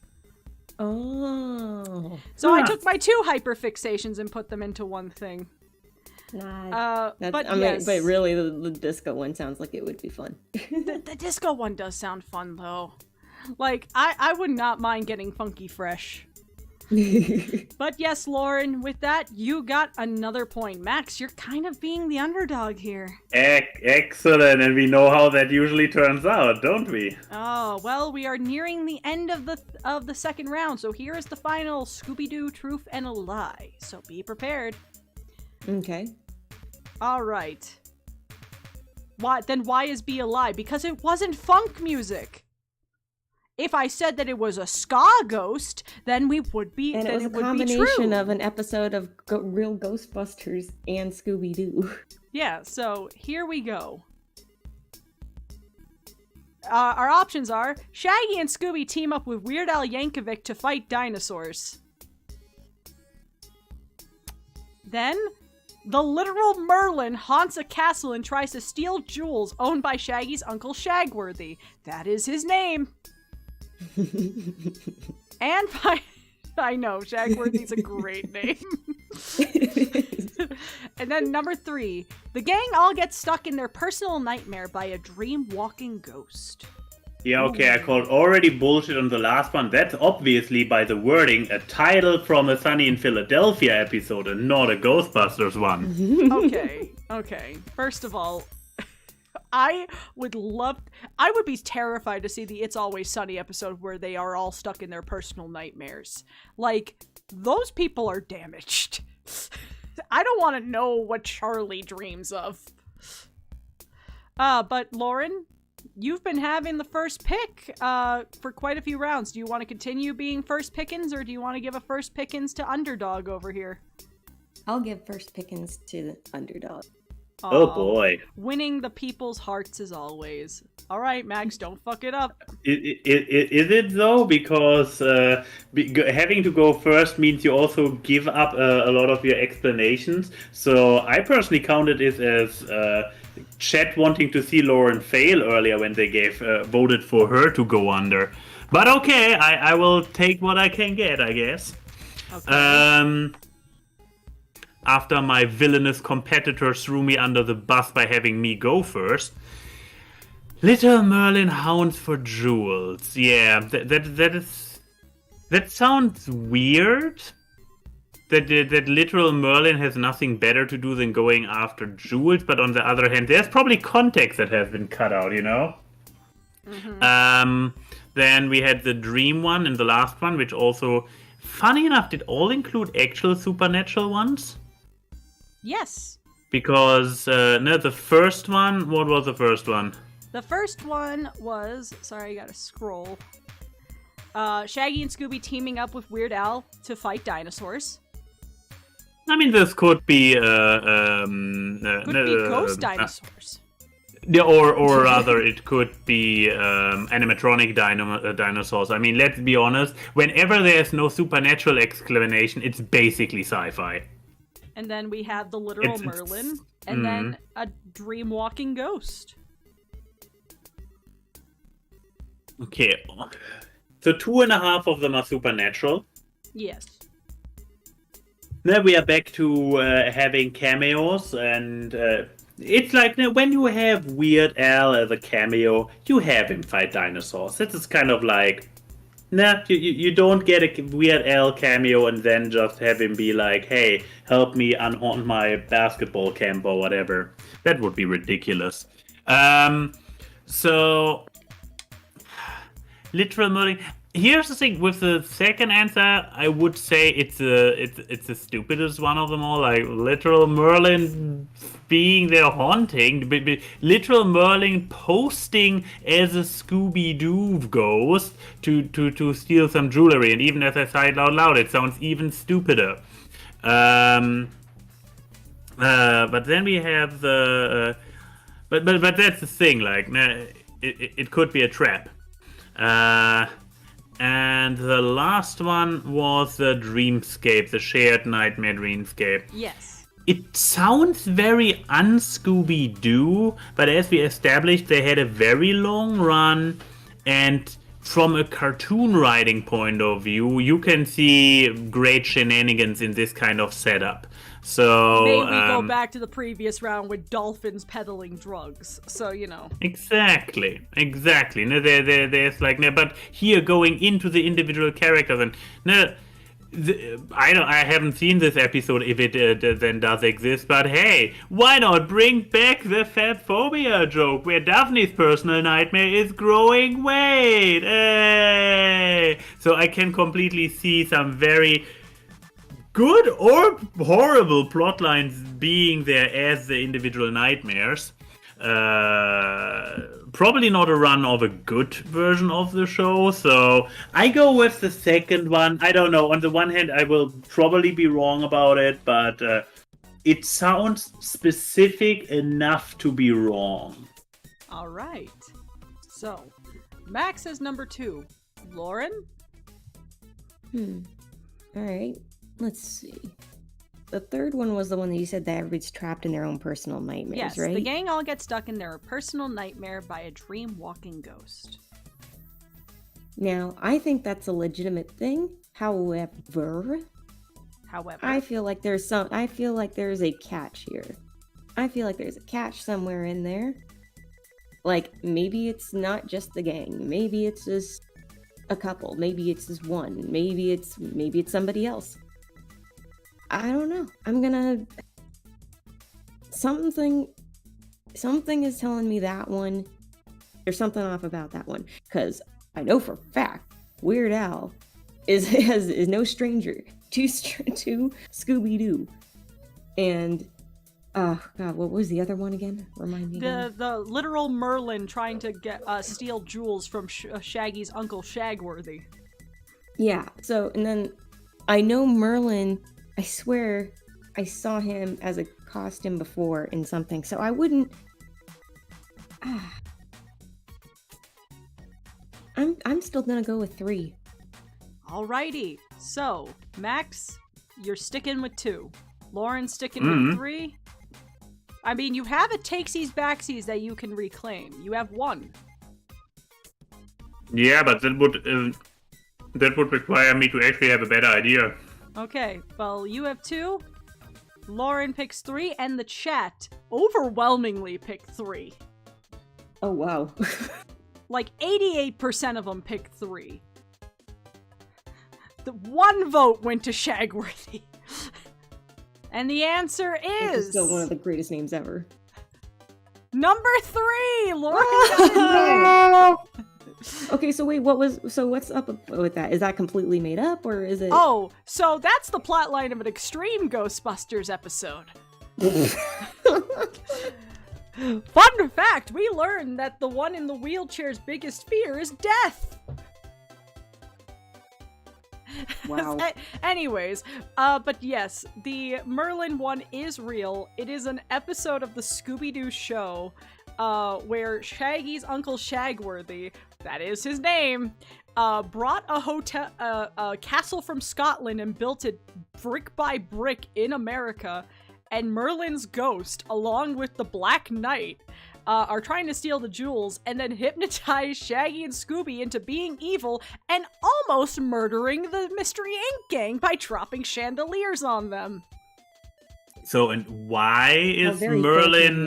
What's reasoning for making Merlin an evil Because Shaggy's ghost? uncle just bought King Arthur's castle because it's canonically one of the weird continuity things that sticks with Scooby-Doo is that Shaggy's family is fucking loaded.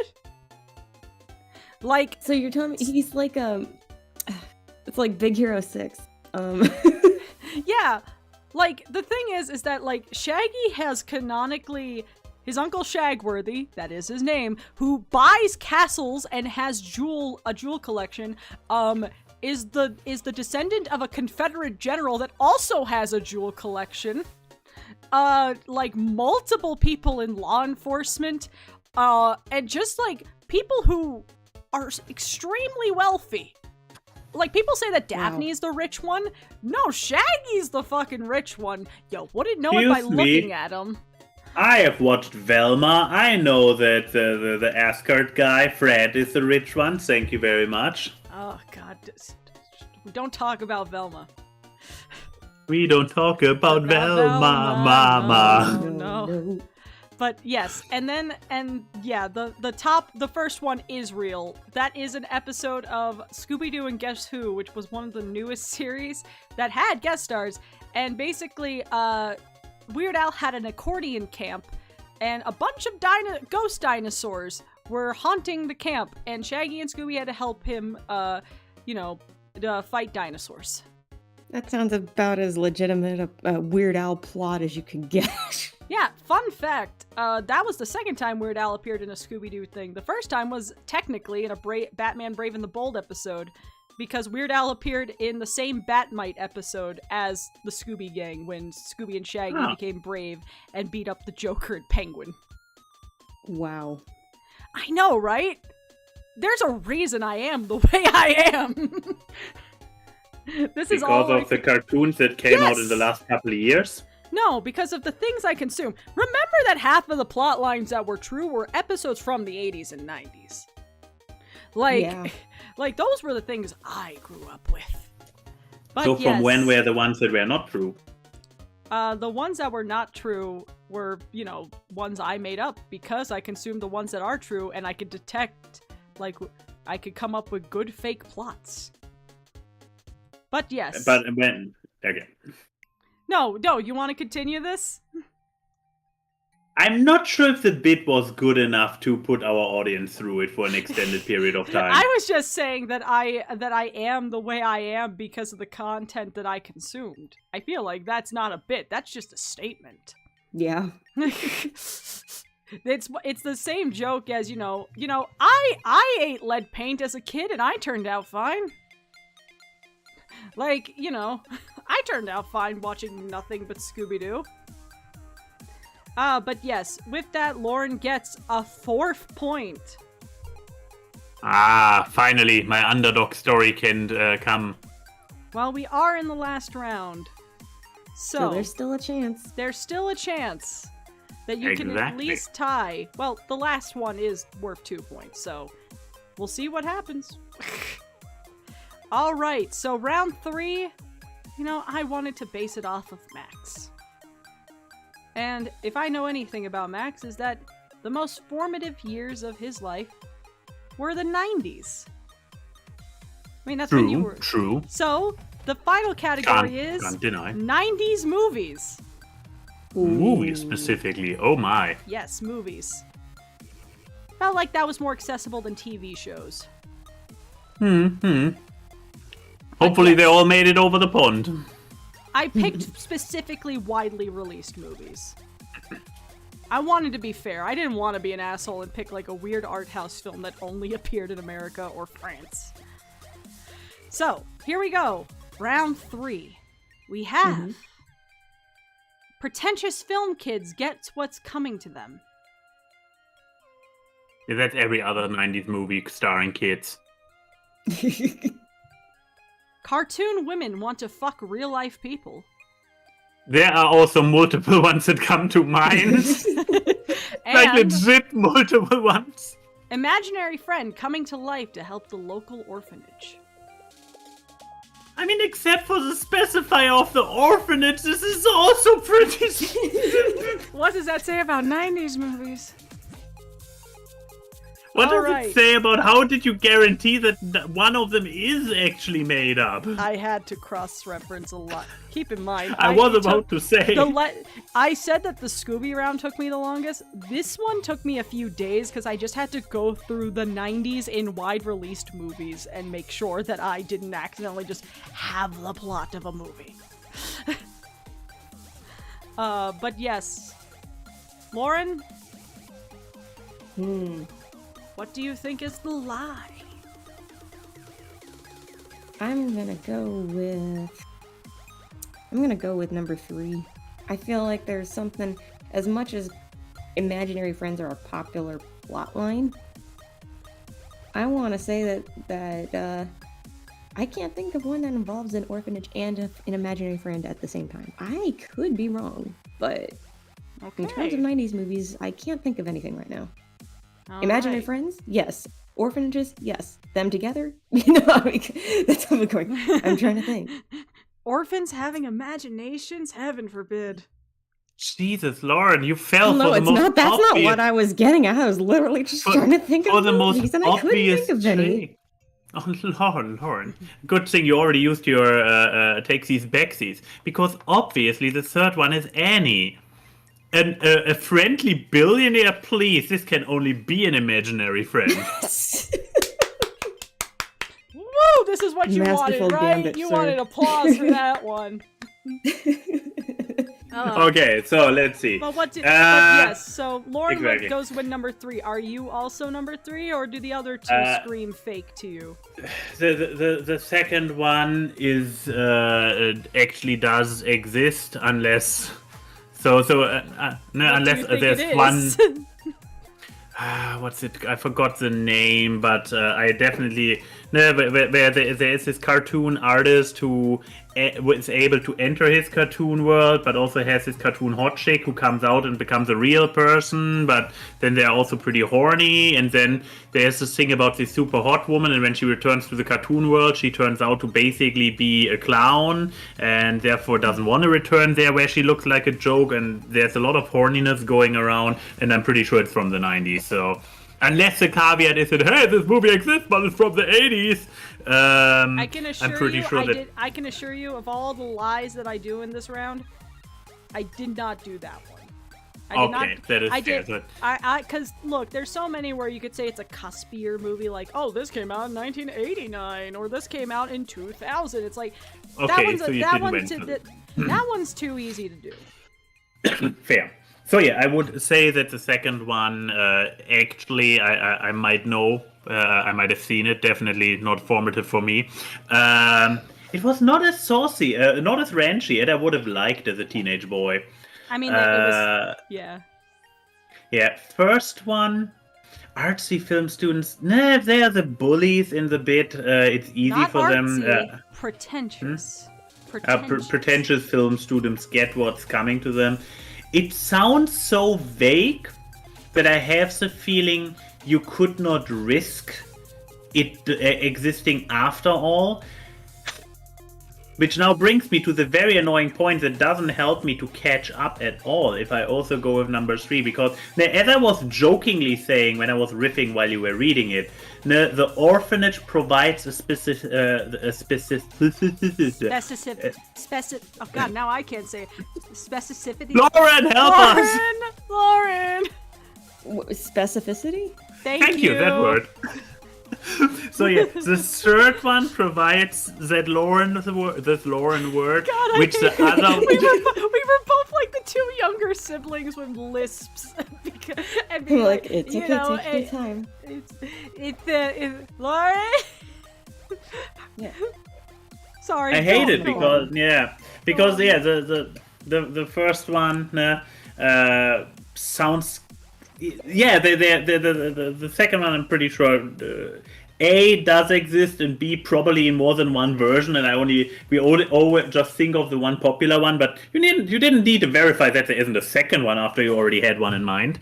The first one again doesn't really have something crispy enough to be like to dismiss it. So that kind of by process of elimination only leads leave the third one, and I'm very torn between. It may not help. It's okay you to guess if- the same thing Yeah, if you want. here's Yes, the thing. but Here's no the thing. harm in Remember it. remember the last round is more than 1 point. Like so, Yeah, the but- last part of it. So you still. So I'm can just not catch up. falling further behind. Yeah. Yeah. Yeah, but no. I also have to say number 3. All right, and the chat also thinks number 3. And you know what? I wanted And to. we're all wrong. No. You know, I really wanted to. I realized how hard the Scooby round was, so I wanted to be easy on you guys. It is number 3. Yay. But only because it's so specific So, about the yes. orphanage. If number 2 was any indication, that's Cool World. That is the movie Ah, Cool that's the World, name. where Yes, there's yes. literally the plot line is if a character from the animated world fucks a living human being, they can become part of the real world. So that is So basically, the Barbie movie, but 90s. yes, and much more horny. Mm-hmm. The first film, I feel like people are going to hate me for how I describe this film and what it actually is. Do you guys have any guesses what it is? Pretentious. Pretentious film kids get what's coming to them. I'm gonna be probably completely wrong, but sorry, but my brain immediately went to Blair Witch Project. It is the Blair Witch Project! You and Ah. I are on the same Wow. brain cell, baby. Look, I'm just saying. They decide to go into the forest, they harass a bunch of people asking about this legend, and for all we know, it could have just been an Jesus. old lady. They got what's coming to them. Jesus, Blair That Witch was just literally the first thing I thought of, and I'm going like, no. I mean, I could be wrong. But But wait, that's what just are the you, first one I Jesus thought of. Christ? Blair Witch is already from the 90s. Blair Witch is over 20 years old. It was well, Jesus. no, it's not over 20 years old because it's from 99. So we It is still Yes, over got it is 20 years over old. 20. No, that is far over 20 years because we are in That's- 2024. Anything from the 90s It's is 20 Ah, something. God, It doesn't. no, the entirety of the 90s was 10 years ago. The entirety of the 90s was 10 years ago. Let me drink my copium.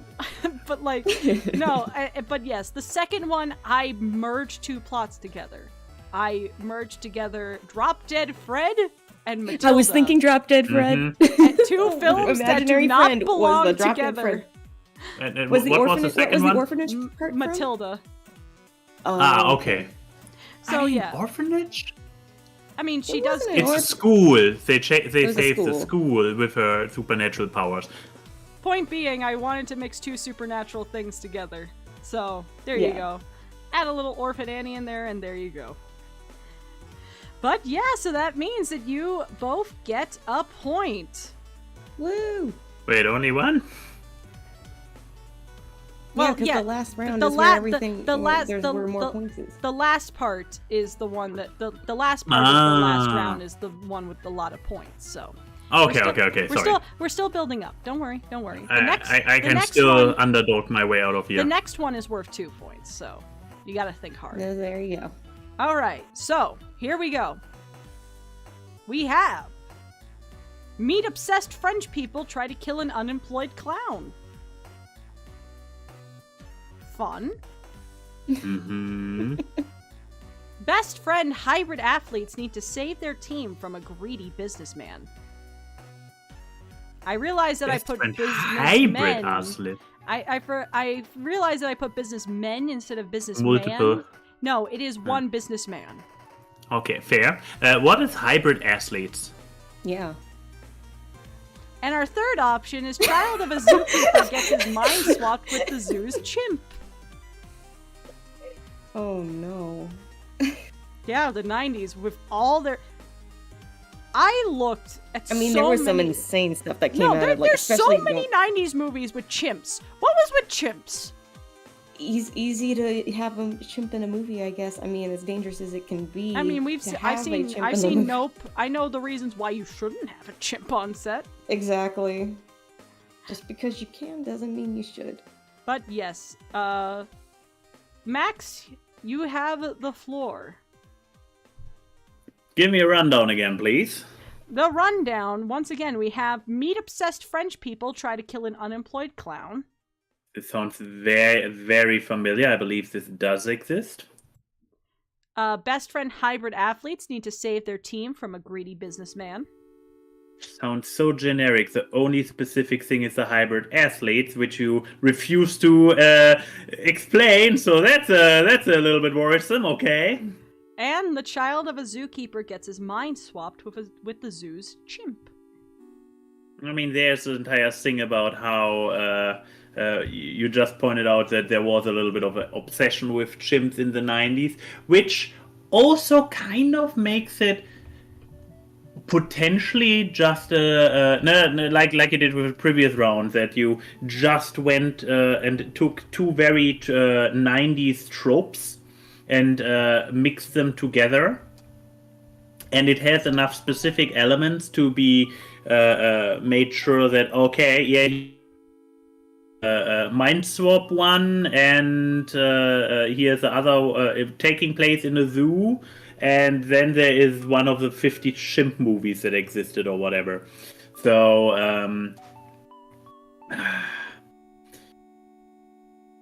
second one was The hybrid athletes. the hybrid athletes, where I simply don't know what it is, and therefore I'm like, yeah, the entire saving eggs sports resort or summer camp or whatever from the All greedy right, businessman I will also I will be nice. okay. Hybrid athlete simply means that the sport they play is a mix of two sports. Okay. Okay, fair. Then I dare to say it sounds too generic to be verifiable to dismiss. Therefore, I say number 3 again. Apparently, All right. is this a red? Is this a red flag that there's the same number multiple times in a row? Anyways, I stick with it. All right. Max picks Unless number 3. Lauren, what do you decide? What was the first one again? Remind me again. The first one was meat obsessed French people tried to eat an unemployed clown.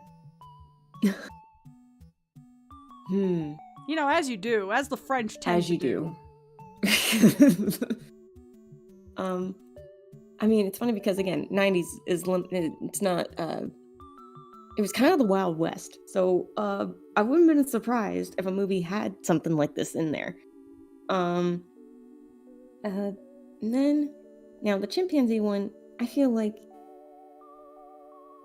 yeah, as 90s as that is, I feel like that,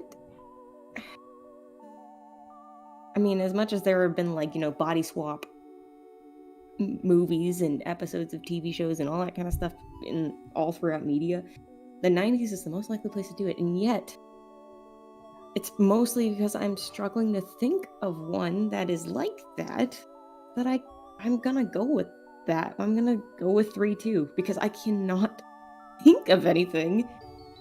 All right. Then so I will invoke my takesies backsies. Okay. Okay. And switch to number 1.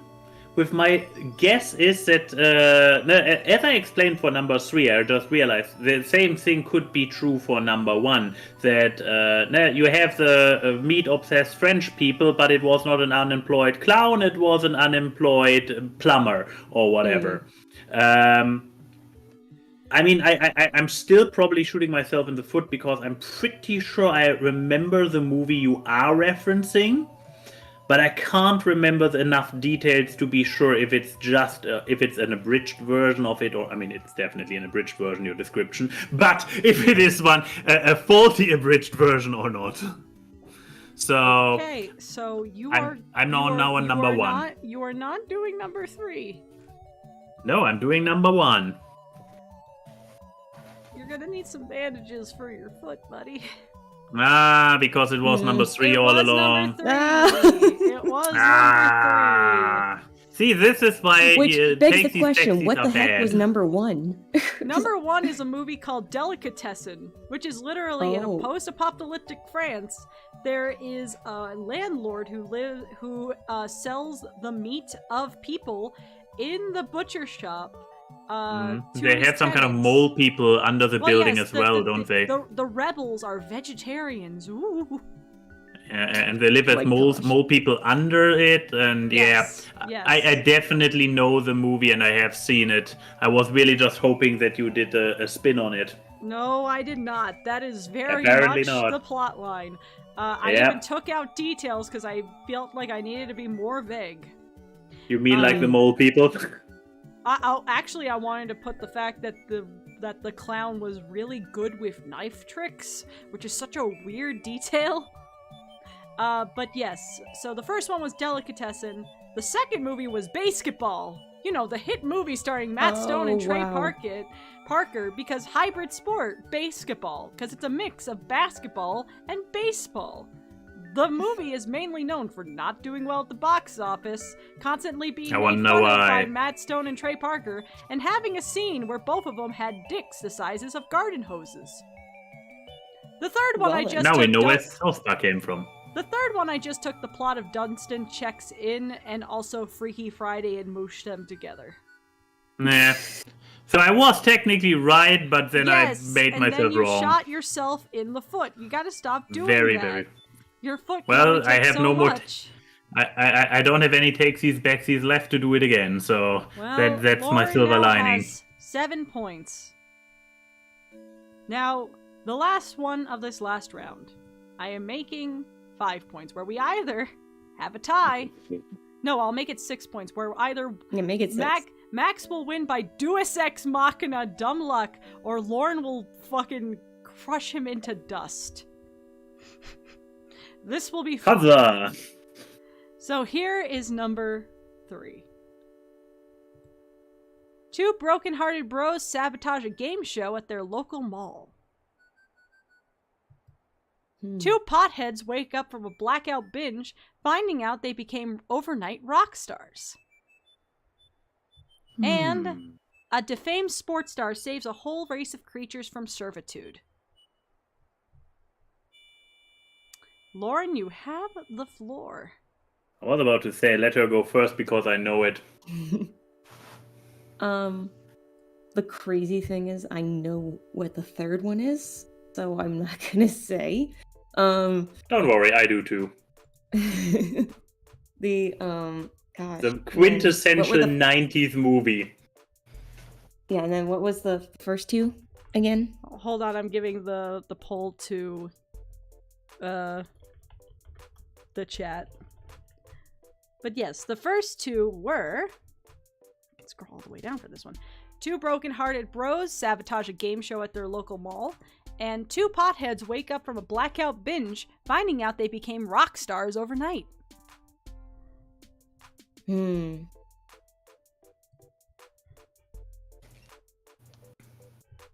Ooh, that's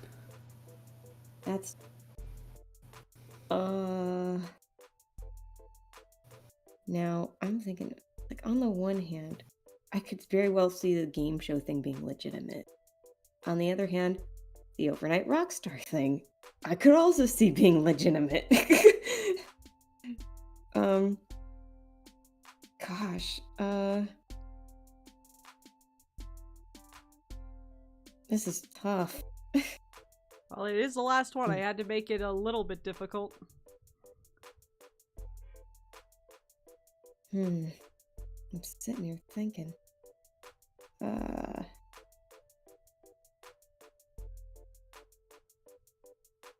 Man, I'm probably now. I know this is a risk it all answer, but I want to say that it's number one. All right. Only you picked because I'm number thinking one. there's some details Mm-hmm. that could be, I don't know. There's something, again, I could be entirely wrong. The way I'm reading it is that there's maybe like a jumble of details in that one. All right. Max, what is your pick? So, I mean, we all agree that number 3 is Space Jam. Which brings it down to, I am pretty sure, I had to unless put I Space Jam remember, somewhere. I had to. Like, I'm gonna be mask off with it. It is Space Jam. I had to make something sound like a poignant plot line of, you know, helping creatures from indentured servitude, and then it's just Space Jam. but yeah, So yeah, the third one, yeah, we all already agreed. So unless I am misremembering some details, and you did tomfuckery by mixing stuff together, I'm pretty sure that the first one is Mallrats, and that makes the second one the fake one, whatever it was. I can't fucking believe it. Max won. Oh, there you go. Yep. The first one is Mallrats. The thing is that yes, the plot of Mallrats is that both of the main characters had their girlfriends break up with them, and so they just sabotage the dating game show that's at the mall, which is why the girlfriends broke up with them in the first place. So all I did was just omit the dating part of the game show. So yeah. And the Stan Lee cameo where he explains to one of them.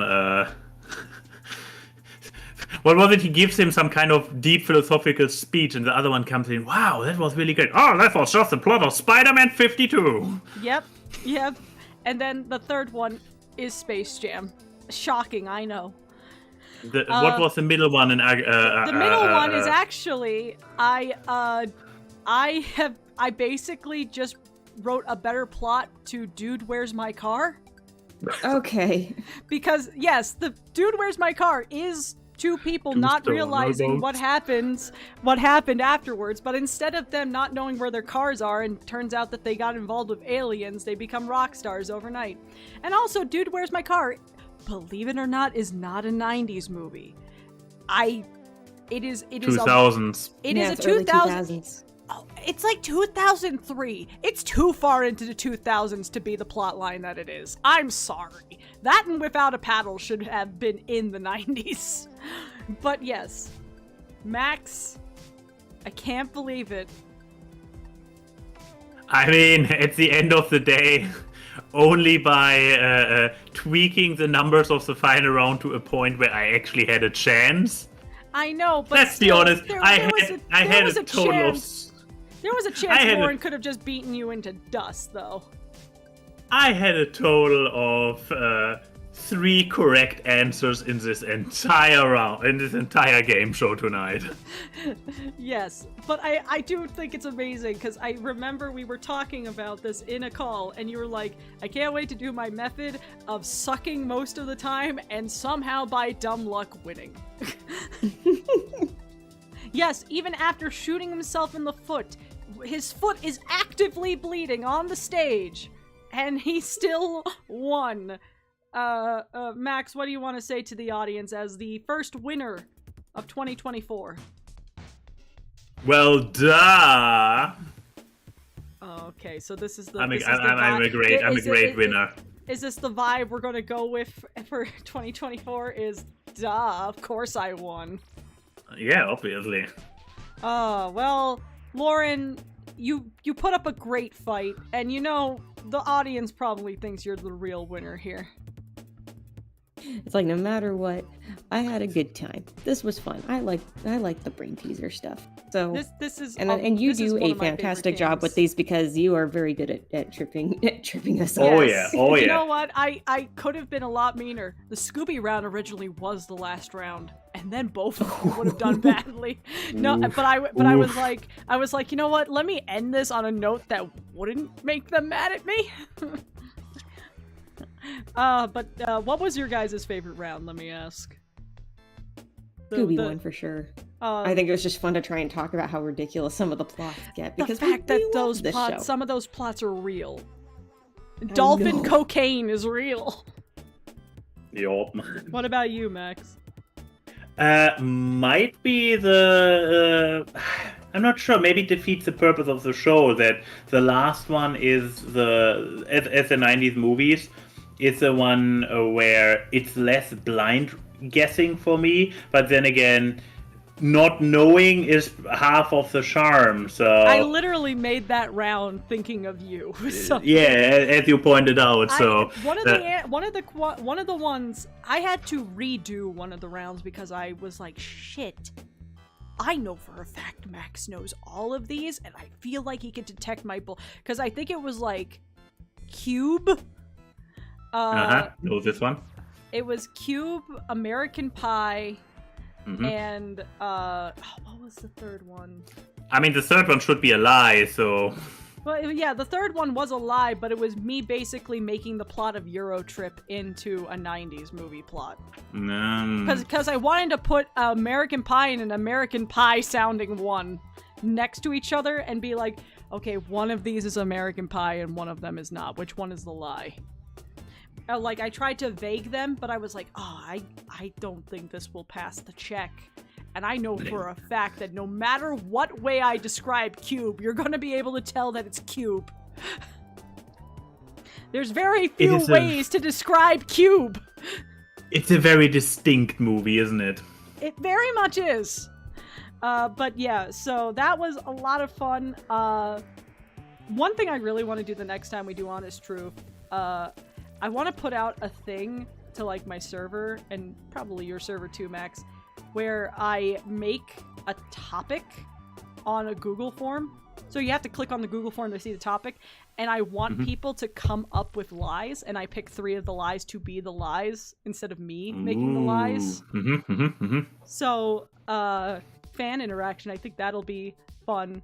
I mean, I already know that the next Honest Truth, I do want to have an isekai anime title plot thing. It was either going to be that or the 90s movies. But I really wanted to do the 90s movies. I was way too proud of the Space Jam line. But yes, thank you everyone for joining for the first 3 idiots of 2024. Woo! Thank you guys for dealing with the schedule change and everything, but yeah, this was a lot of fun. I can't wait for the next one. And yeah, I guess besides that, these 3 idiots will probably be meeting each other again in a few days. Yay! Live action episode with a studio audience. No, we're not gonna be that prepared. No, but I do want to recreate our table photo, you know, like this one. I think this would be really fun to recreate, but with Nobody like, the normal told me that I need to poses. bring Rocket. No, this is Sploots. This is Sploots. Look, if someone wants to make a PNG of Rocket and we put Rocket as one of the tables for the Fair of the Month, we most certainly can. We can get a PNG of him drinking out of your water jug with him looking very inefficient. But yes, thank you everyone. Check out the Kickstarter and stuff, and watch Awkward when it comes back. It won't be this Sunday. He will be in America. No, it's true. Follow Lauren. Lauren does amazing things. Commission Lauren. Lauren draws amazing things. Follow Max. Because... Subscribe to the Awkwardcast YouTube channel. Oh yeah, subscribe to the Awkwardcast YouTube channel. And, give Max's video some engagement so he has more encouragement to finish his big animation of 2023 video. Oh yeah, that one is already... I will utilize elements of it. Oh, did you scrap it? Not scrap it, but... We are in March now. A retrospective 2023 video will just not fit. Well, we'll see what happens. I read the script. I really want stuff from that script to be in the... Yeah, that's the thing. I will probably... my idea is to use the ones that actually are good and turn them into standalone videos. Oh, that's actually a really good idea. Yeah, which is actually then pretty timeless. Hell yeah. Well, anyways, guys, we will see you all when we see you. Bye-bye! Bye-bye. Bye! You just watch 3 idiots do idiotic things for